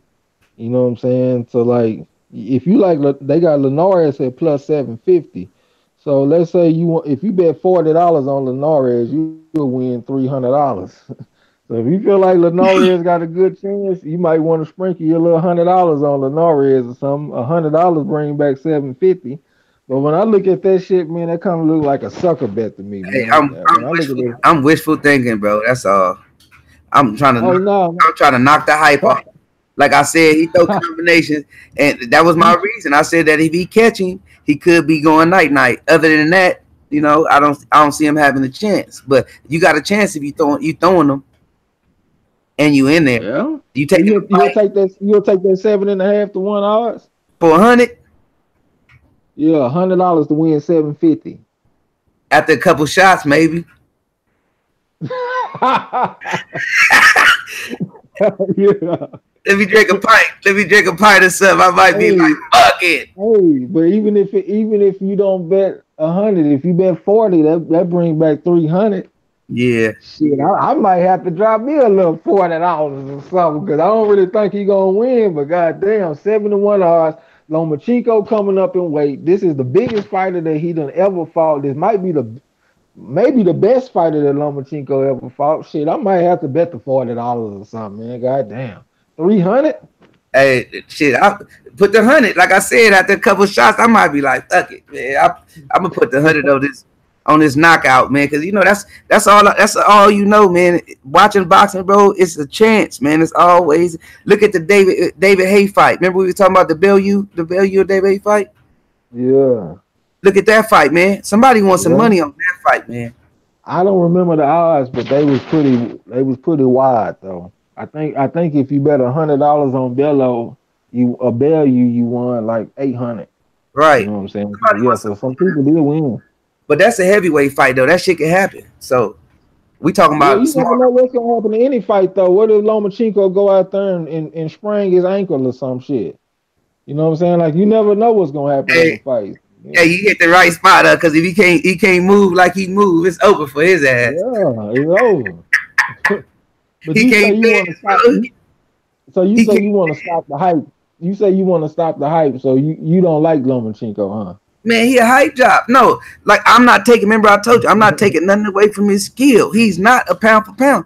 You know, by him being on the pound for pound, that took away from Terrence Crawford and his trainer, bro. That Oh shit is yeah, crazy. They put in more work than that dude. I Come on. respect that. That's why I say if he get knocked off, it's gonna make ESPN and all them look stupid with their pound for pound list. Yeah, I feel you on that. But you know what, man? Like me personally, I was picking fights off emotion, man. Two fight stand, I picked Rigondeaux over Lomachenko, even though I know I shouldn't have. Why I why looked you at pick him up? huh? I said why do you pick him up promotion? Shit, because listening to Bob Arum, listening to the fans talking about how this dude's the best fighter since Ali and all that kind of shit. So it just kind of Hey, made me dislike him. you can do that with your eye test. Go watch Ali and watch this sucker. Yeah, They come. they just had me mad though, bro, when they were saying that shit. So they made me dislike him. But I started listening to Black Fight Fan TV, and he was just basically saying, like, don't worry about what the other people saying. Fuck all that. Just look at the dude and Yeah. decide whether you like his style for yourself or not. And I just Hey, said, fuck it, I'm just gonna enjoy the dude for what he is. I mean, he a good fighter. He's not the best I ever seen, but he is a good fighter. And I'm just not gonna listen to the outside people. I'm just gonna roll with him. You know what I'm yeah, saying? judge him for yourself. That's what I do. I saw his weakness in Gary Russell fight. Yeah, he Yeah, Gary you the Russell. one that pointed out that knockdown, so I got to give you that credit. Yeah, Gary Russell fast, bro. But it's like in boxing, man. It's more, man. Like say I could combine and make a bomb fighter. You know what I'm saying? I can make the unbeatable fighter on the game. You feel me? Yeah, But in real life, it's not that case. So they that's why they say styles make fights. You know what I mean? yeah. Gary Russell never saw that style, but now he been in the ring with that style. He I know think that. Gary Russell too small for him though, bro. I think that was like one of the main things in that fight. He just looked But a lot bigger than Gary Russell. but he handled his own in there, bro. He did. He didn't get knocked out or nothing. He went the distance. He didn't quit on the It was stool like some other dudes. Yeah, it was Lomachenko footwork, bro. Lomachenko was moving angles and gave him angles that he never saw before. You know, it was a different look, and Lomachenko got a lot of experience, man. All right, so let me So ask you this though: How do you think Lomachenko would do against Mikey Garcia and Tank? I think Tank could beat him. I think Tank could knock him out. You think Tank will knock him out? What you think Mikey Garcia will do? I don't know about knocking him out, but I know Mikey Garcia, the way he square up, that fucking footwork ain't finna do nothing, man. Not with him. Not with that jab and that Yeah. 1-2.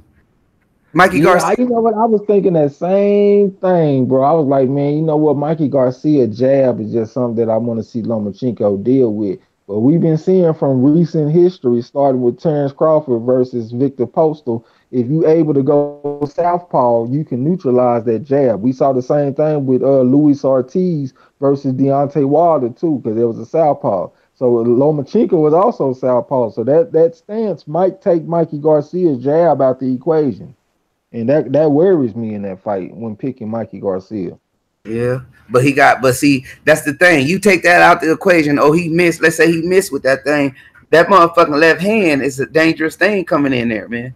With a sharp punch. With the straight, You, you the straight right. I mean that's straight right. But you not facing no 60-40% puncher. This dude is a 70% landing right. You know what I mean? Yeah. It's a difference, bro. Like between these cherries you've been fighting and these, you picking on the lower little motherfuckers that ain't really gonna knock you out because you already used to your weight. You know what I mean? But Yeah. that little motherfucker put him on his pockets. Now a motherfucker that moved up to 140, like Mikey, I believe put him to sleep. But Mikey ain't gonna fight to put him to sleep because he moved too damn good. Yeah. Mikey a good boxer too, man. A lot of people don't know. Yeah. I mean, Mikey actually one of my favorite fighters. Like when it comes to skill and stuff, he just comes across as an opportunist to me. That's why I don't really just give him my 100% support like I would otherwise. You know what I'm saying? But I hold Mikey in high regards, and I think that he has a good chance to beat Lomachenko. It's just that the more I analyze the fight, I just seen like I see more advantages for Lomachenko. It done got me to where I felt like it was like 60-40 for Mikey, and now I feel like it's like a 50-50 fight. You think so? Yeah, I think it's 50-50, man, because both of them are some 5-star. I still got Mikey. I still got Mikey at the higher advantage, man, because Lomachenko will go into that fight like he a bigger dude. You know what I mean? He's not gonna go into that fight knowing like the rest of these dudes. They either his size or smaller. You know. I mean, that's true. Mikey Garcia is the bigger fighter for sure. Yeah. He stays. He fights at those little weights, but he walks around at you know what I mean, at the 150 at least. Yeah, he talking about he might go to 47 one day or something. So yeah, he is naturally the bigger man. I mean, but that's another thing too. If they fight at 135, I don't know if that's gonna give an advantage to Lomachenko, because I don't know how Mikey Garcia gonna be making that weight, because he keep on going up and coming down and shit. Oh, yeah. To see the thing about Mikey though, that he know about where he at, is he able to run that. He able to make his money, pick his fights, make his money, and deal with the competition at that rate. You know what I'm saying? Until I mean, it's a big fight or something, like a big money fight, he'll go up. But other than that, he gonna make his money where he at and make that weight, bro. Because he'll, you know, ain't no such thing as no weight bully. If you making the weight, that's just what it is. But he in that realm to where he can fight from 140 to 135. You know what I'm saying? Or probably 130. Yeah. He's staying in that realm for right now.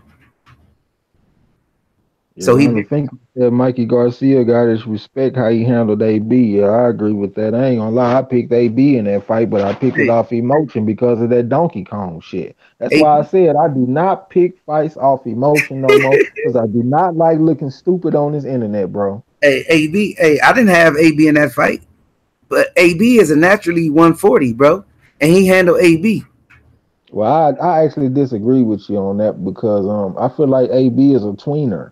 I feel like he too big for 140 and he too small for 147. Yeah. I think that motherfucker. I know it's not gonna be right, but I won't be surprised if he kind of have his own division at 144, similar to how Canelo had his own division at 155. But I can see that happening, bro, because I really do feel like he's too small for 140 and too big for 140, too small for 147. Hey, he ain't too, man. He just don't want to put that work in to make that weight. That's all. Well, bro, the motherfucker down there 30 years old now, bro. You know you gonna gain that extra 10, 15 pounds, bro, as you get older. Mayweather be making that weight, bro. That dude 40. Yeah, but Mayweather ain't making 35 like he's supposed to his whole career. That motherfucker went up to 54. Yeah, you're right. But that wasn't his natural weight. He never got stagnated at the way. He even fought catchweight too. Yeah, so I mean, but he had more skill than Broner, so he can go up and weight and shit. Broner, you know what I'm saying? If he can't hurt you and stuff like that, his flaws started being exposed. You know what I'm saying? So he can't do what Mayweather do. He should stay at 140. Fight progress. Mayweather, he was fighting at 154 and shit, riding around eating burgers and fries when he was in training camp. You know what I'm saying? That's only because he up under that already. He's got to make that weight. At least get somewhere close to that. He's coming from what, 147 going up to that weight, so he can eat burgers and fries. What weight Mayweather started at? Like 126 or 130? I think it was 126, maybe. I think 130 or 126. What weight did he fight Corrales at? I thought he fought Corrales at 26. He got 5. He been in 5 different weight classes. All right, 5 different weight classes. So 54, 47, 40, 35, 30. So he was at 130. 130, yeah. All right. And catch weights in between. You feel me? Yeah. But just when I look at Adrian Broner's body, bro, that's just what I got from it. You know what I'm saying? But I will say this. When he fought Garcia, they mismanaged his weight terribly. Hold on real quick, bro. Yep. I'll be right back. I'll be right.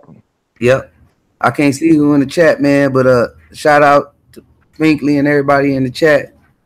When I get it together, man, we be all right. But good looking out for coming through. Smoke City tonight. About 30 more minutes.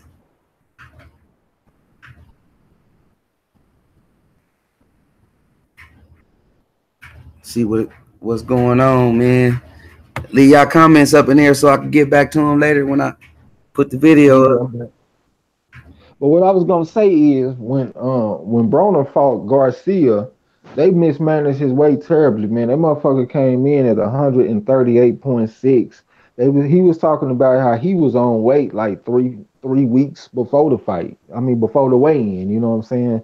So like if the weight limit is 140, why would you come in at 138.6? That makes zero sense. Why would you lose a whole extra pound? So right. I would like to see him fight one more time at 140, but I want to see them handle the weight loss a lot better than he did against Garcia. See, look, this would make me think fighters be dodging. I mean, Robert Eastern. See, man, it's messed up, man. And I hope I'm going for Robert Eastern. And I like Mikey Garcia. You know what I mean? Don't get me wrong. It ain't about a hate thing. It's just about you gonna get what you ask for. You know what I'm saying? It's why you want to play games. And if a smaller fighter put hands on you or put you in your pocket, it's gonna hurt your brand anyway. So why not get put on your pockets at a bigger weight so it could be an excuse? Yeah, that's kind of like what Kell Brook did, right? Yeah, hell yeah. But he took that chance and he got a lot of fans for it too. Yeah, I give him his credit for what he did, but shit, to me, it still was like a safe loss because he had an excuse. He moved up and waited and fought Golovkin. Yeah. You know what I'm saying? Yeah. Now he try to fuck with Spence, man. He can't fuck with Spence, man. You better go get your shit back up, man. You better go hit that gym, try to get your win and get that body solid, because that motherfucker get broke down in about round 8. Yeah, he not a gym rat, bro. When he came over and he was when he called out Errol Spence again after that fight, you could tell he ain't been in the gym, and his head looked big and shit. Like his weight, you could just tell he done gained some pounds. He's not a gym rat, bro. Hey, Khan too. Khan got that little cherry pick ass knockout and act like he was just. But when Kell Brook got in the ring, that nigga ignored him. Man, get the fuck out of here with your glass jaw. Yeah, that's what I'm tripping on these fighters, man. These fighters, these English fighters especially, like they be blowing up these little fights, like what 78 Sports TV said, like Rabchenko and Brook, and then you got Amir Khan and Phil LaGreco, and then Tyson Fury say that his next fight is gonna be bigger than him against Klitschko, and I think he fighting a motherfucker coming up from cruiserweight. Like, why are they beefing up these little ass fights like that? You know what I'm saying? Sell tickets with their stupid ass. But motherfuckers like me and you ain't gonna watch that shit. Ain't gonna pay for it. Cause I'm not. Man, we know what time it is. You can't just tell me anything. Shit, I know what's going on. I'll watch that shit later on just to see how he look. But I'm not gonna be watching that shit to give it no rating, man. Fuck that. Nah. Yeah, for sure. Like I'm going all gas, no brakes on Keith Thurman, because Keith Thurman, I know Keith Thurman. Keith Thurman been talking a lot of shit back in the days. Keith Thurman was talking like he Earl Spence back in the days. Bro, Keith Thurman could be such a big star. Yeah, hell yeah. Do shit right, man. That one time I could see motherfucker walking around with one-time t-shirts, one-time hats and shit. Hey, that would have been me. Hey, that would have been me, Trey. I'm telling you, bro. I was gassing him. I was like, man, this dude, trust me, he wanted to fight Mayweather, but Mayweather was on his other shit, man. He was chasing money and belt, chasing other things. He wasn't worried about no up-and-comer like him. But when he got that belt and saw that somebody was tough and there was rumors about that person, he was like, nah, maybe in 2020. Get the fuck out of here, dude. Come on, man. Hey, I've been on him because my favorite fighter Earl Spence, so I've been on his bumper. Hey, Keith Thurman, I know, do not back down from no smoke. Man. Yeah, I don't know, bro. I was gonna say something, but I don't even want to say that. Man, say it, man. I was just thinking about his coach that died, man. Maybe that took some of his Oh, fire with him. You know what I'm yeah, saying? Ben Getty. Ben Getty, yeah. Yeah.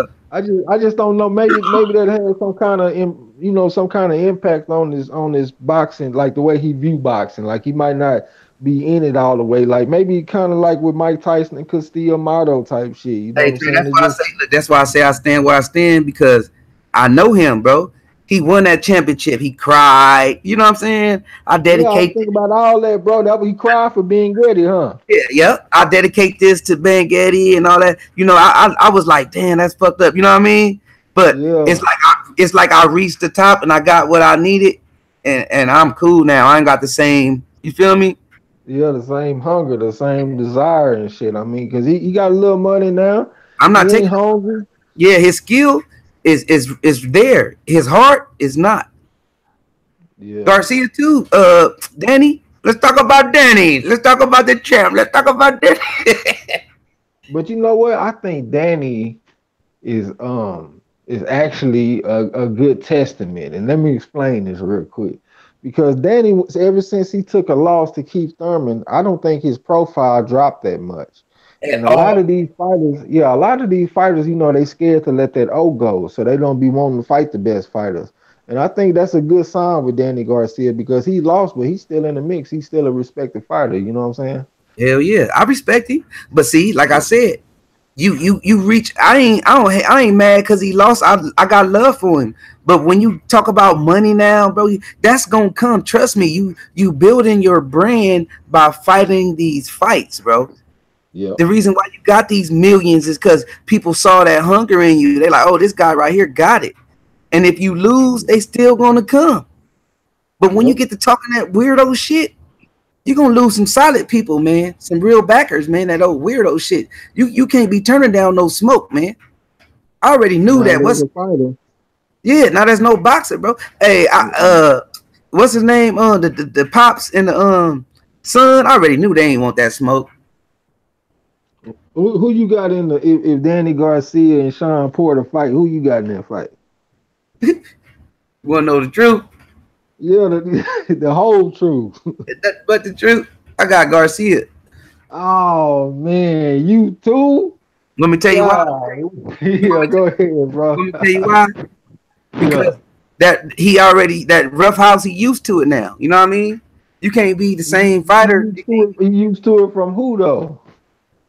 I think he got roughed up by Keith Thurman. In my opinion. Nah, bro, but you know that ain't the same. That ain't a Sean Porter rough up. Keith Thurman like to fight in that mid range. Sean Porter gonna get up in your chest. Right. I don't know, bro. I'm just talking about what he's scared. What Danny Garcia is scared of. The chest. Long as you ain't active on that chest all day, he cool. But when that's what Sean Porter do, bro. Sean Porter stay in your chest the whole fight. He take breaks though. He take breaks. Costly break. But look, when he take a break, he all the way outside though. He don't take a break in the mid range. But that's where he get caught at, Trey. He get caught on his way out. He's not no good evader, bro. He's not no slick Tom, man. No, he's not slick, but he's still an experienced fighter. Like he had an extensive amateur career and shit, so he knows his way around that ring, bro. You know what I'm saying? My thing with the fighter, I feel like he a lot bigger and a lot more physical than Danny Garcia. He a dog. Danny Garcia, coming up from a lighter weight. Sean Porter might fight at 154 one day. I'm not saying he'll win, but I think I'm saying he's big enough where I think he can fight at that weight. Because as an amateur, Sean Porter was like a middleweight. He was fighting Danny Jacobs and fucking what's that goddamn Alexander Usyk. He was fighting motherfuckers like that as an amateur. This dude is strong, and I feel like he has a strong will to win. You know what I'm saying? And I feel like that'll get him over the hump with Danny Garcia. But like I was also saying, he either all the way inside or all the way outside. And Danny Garcia likes to catch you in that mid range, like when Amir Khan shot that uppercut and Danny Garcia threw that counter left hook. That was in the mid range. So I think he's gonna be either too close to Danny Garcia or he's gonna be too far away from him. You know what I'm saying? I just think he's gonna get caught. You're right though. You got that. That's why I say you want the truth. I just think he's gonna get caught on his way out, man. That's all I think. Well, All I you see. actually the first person to bring that up because a lot of people was there saying, "Well, I don't like the way Sean Porter fights, so I'm gonna take Danny Garcia." You saying that he gonna catch Porter on the way out, and Yep. that's what's up. I mean, I can see that happening more than I can see him catching him on the way in. Nah, That is he something ain't to got think no about. You know jab. what I'm saying? Hey Trey, he ain't got no jab. What he gonna catch me with? What an overhand or a motherfucking straight? No, I'm talking about Garcia. Garcia catching him with a counter punch on the way in, Oh nah. like a check hook or something. You know what I'm saying? Nah, his guard too good for that. I'm just saying on the way I think out, it's gonna be like a good fight though. after he put in that work, bro, like he put in that work and he be so tired. I don't know if he forget or his shit is too tired to go back up on the way out. I don't know. But he was getting tagged by Thurman, man, on the way out. A lot. The Mobcast already started. Oh, we got 20 minutes. Oh, I thought I saw Ronald Finkley had said something about it. I'm Who you on. got winning the Garcia Porter fight, Ronald? I think he said Garcia too on another video. Yeah, because like I said, I wanted to put that on record though. He a dog. Kenny Porter. I mean, Porter is a dog, bro. Yeah, I think it's gonna be a good fight, man. I got it a close fight. I don't got Sean Porter just smoking him. I Uh, think it's gonna be a good seven rounds to 5 type fight. You know what I'm I can saying? I see think it'll go the distance. either way. I can see that either way. Yeah, either It, way, yeah, for sure. it depends on the activity, but I can see it either way. But Another that's why I thing too, say, I think Sean Porter got better stamina, bro, because I didn't seen Danny Garcia slow down against Mauricio Herrera, and he mhm. slowed down against Lamont Peterson, and they both had good second halves of the fight against him. I think that could be a problem against Porter. Hey, look, this gonna really kill it. If Porter get that belt, we ain't gonna see no unification for a minute. What if Danny get it, we might not see it. If Don't Danny now one don't want to fight Spence. look, if Danny get that belt, bro, he will, bro. Trust me, Oh because that's no, gonna bro. He didn't even want to fight Sean Porter. That motherfucker rather fight be Thurman. Brandon Rios than fight Sean Porter in his last fight. Well, that's what Um, somebody told me anyway. Hey, no, yeah, no, I think that's true. I think he said he needed a tune up or something. Yeah, I think so. Yeah, because he He did called come Brandon. off like a 10-month layoff or some shit Yeah, before yeah, that fight. yeah, he called it a tune up. But that's why I say if he beat Porter, that's gonna give him his confidence. He ain't got his confidence by calling Rios a tune up. Fuck out of here. That's a Yeah. cherry pick. That's a cherry pick. Ain't no tune up. Hey, Ronald Finkley agree with you. He said he got Garcia by Bolo punch. See, he watch boxing. He know boxing. Hey, Hey, don't shoot shots at your boy, man. I know boxing. no. Hey, I don't Trey, mind. Hey, I'll say about myself, man. I'll Trey, be the I'm only on one record. right. Let me cut you. I'm on record agreeing with you, bro. I ain't saying that you know boxing, bro. You said what you said, and I agree with you. It ain't like I'm No, I'm saying just fucking with. Yeah, I know you ain't dissing, we bro. just. Hey, you Hey, gotta understand me, bro. I don't take everything seriously, bro. So you okay. talking real shit, everything is all good, bro. I ain't like that.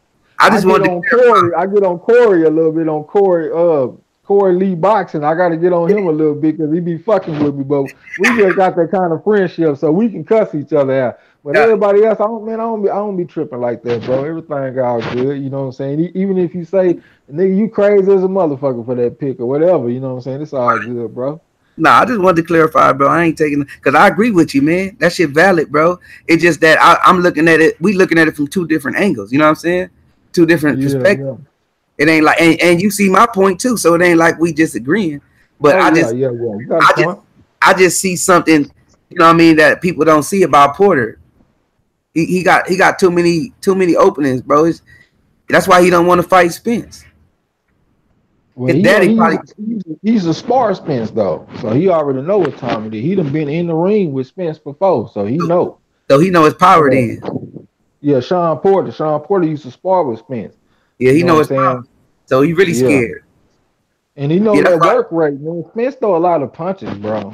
Hey, his Like power. I ain't gonna even lie to you, bro. You gonna think I'm crazy when I say this, But when I be watching boxing, I be feeling like I can whoop a lot of them dudes, bro. Hey, That's just how I am, bro. But when I watch Spence, I be like, man, I don't think I can whoop Spence, man. hey, I be like, man, I wouldn't even want to spar that nigga. I ain't gonna even lie to you.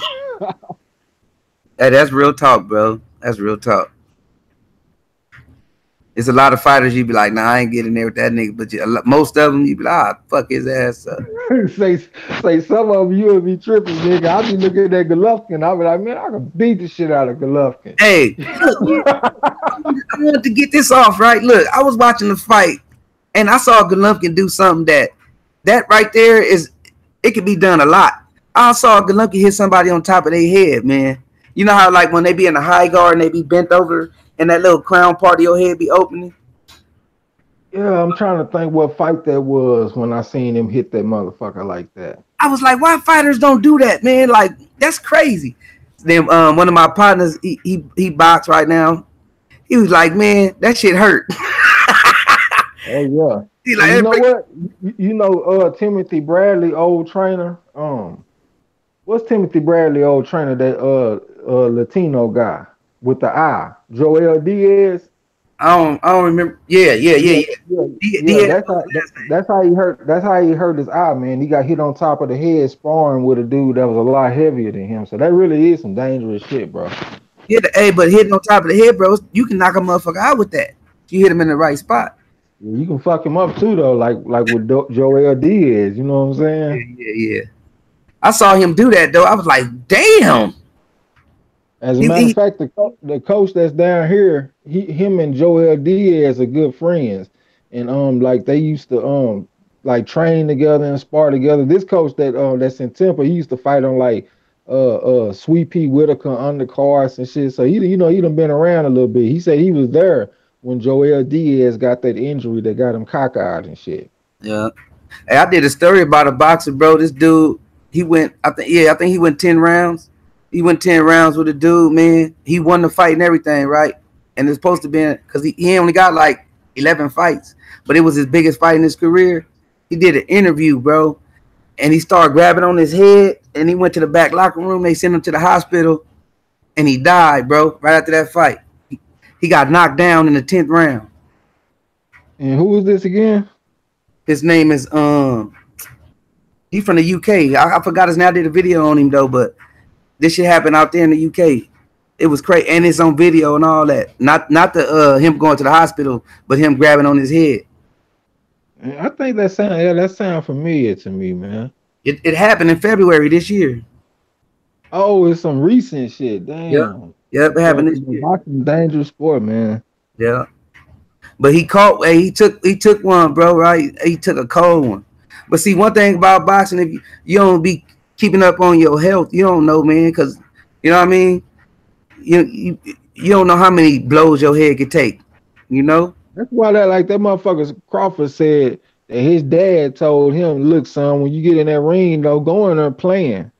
And that's how I am, bro, with boxing, bro, because boxing is dangerous. So, like, if I go to the gym or something and we sparring and the coach be like, hey, man, y'all just move around and work on this, work on that, I don't know what that motherfucker gonna do. So don't come telling me that shit. You need to go tell that motherfucker we about to go hard, because when we get up in there, I'm gonna start piecing his ass up. I'm not about to play with him, man, because I don't know what he gonna do. You know what I'm saying? I might go in there thinking we just moving around and he start firing off on my ass. So I'm not playing with that shit. I go hard every time I get in there, bro. And you only can do that with your partners, man. Yeah, that's what I say. That's what I say. You work on shit with your stable mates, your partners, people that you know. But if you got another gym coming in or you going to another gym, you try to whoop that motherfucker ass. That's what you try to do. Hey, and it's gonna feel like a real fight, bro. If another gym come to your gym, everybody gonna be cheering. They gonna be yelling instructions. You know what I'm saying? It's just like a real fight. Hey, look, how much time we got? We got like 9 minutes, bro. Look, I want to go in real quick about that gym shit. Because you're right, bro. If you go to another gym, they already like, we got this cat coming in, bro. We're going to make him look bad. You know what I'm saying? Hey, as soon as you walk through the door or they walk through your door, whoever is your weight, y'all looking at each other. Yeah, all eyes look, yeah, you feel me? Hey, look. That's what I was telling motherfuckers about the Mayweather gym. I want to go in on this with you real quick before we get out. Man, Them dudes so cold. They like kids in that gym. That's why I think Tank don't fuck with that gym, because they all focus on Devin Haney. Even Raleigh and all that, I think he backed out too. But they all focus on Devin Haney, man. And so when they get in there with each other, it be a root for a certain person. You know what I mean? It don't be no helping each other out. Everybody helping each other out. So they got that favoritism shit going on, man. And that's the particular gym I'm talking about. Like, I never been in that gym, but I've been in gyms where it's like that, and that's just shit like that times 10, bro. I mean, I think you make a good point, because Devin Haney has the backing of Mayweather Sr. That's the fighter that he likes. So he gonna get that preferential treatment over a dude like Tank, even though Tank is further along in his career. But Mayweather Sr.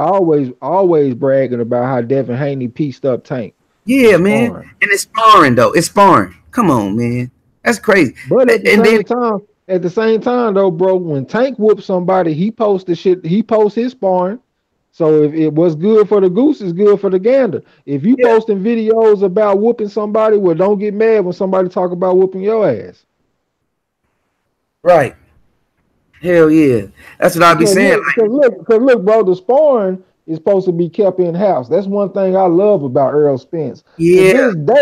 To this day, Earl Spence will not admit nothing that happened in sparring. We can all speculate that, damn, did he give Mayweather a black eye? Did he knock out Adrian Broner? We all kind of feel like it happened, but he ain't just came out and said, look, this is what happened. Yeah. He might say something and let you make an assumption, come to the conclusion on your own, but he won't just come out and tell you, hey, man, I knocked Adrian Broner ass out in sparring. And that's what I like it. Or it's true that I put one of the Charlos on their pocket. I like that too. Because it's sparring, homie. It's not like, you know, like me and you partners and we in there, we're gonna go hard, bro. You feel me? Let's see what our skills working with. You feel me? We ain't trying to hurt each other, but we trying to point up. You know what I'm saying? We trying to get. You want to win. You don't want to just get your ass whooped in sparring now. Right. And then sometimes we might just say we're gonna work on the body. We're gonna do. You know what I mean? Like, it's different things, bro. You can't just be that shit. Don't go up out of here, man. I can understand when you come in.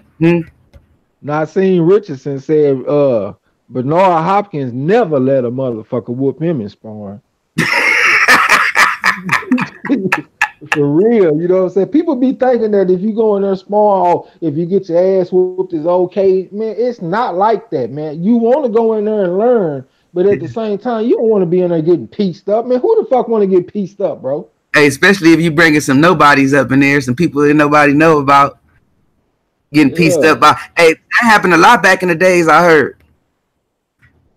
The sparring partners was running through champs. The sparring partners be going in there running through champs, making them look easy. But nobody talk about it.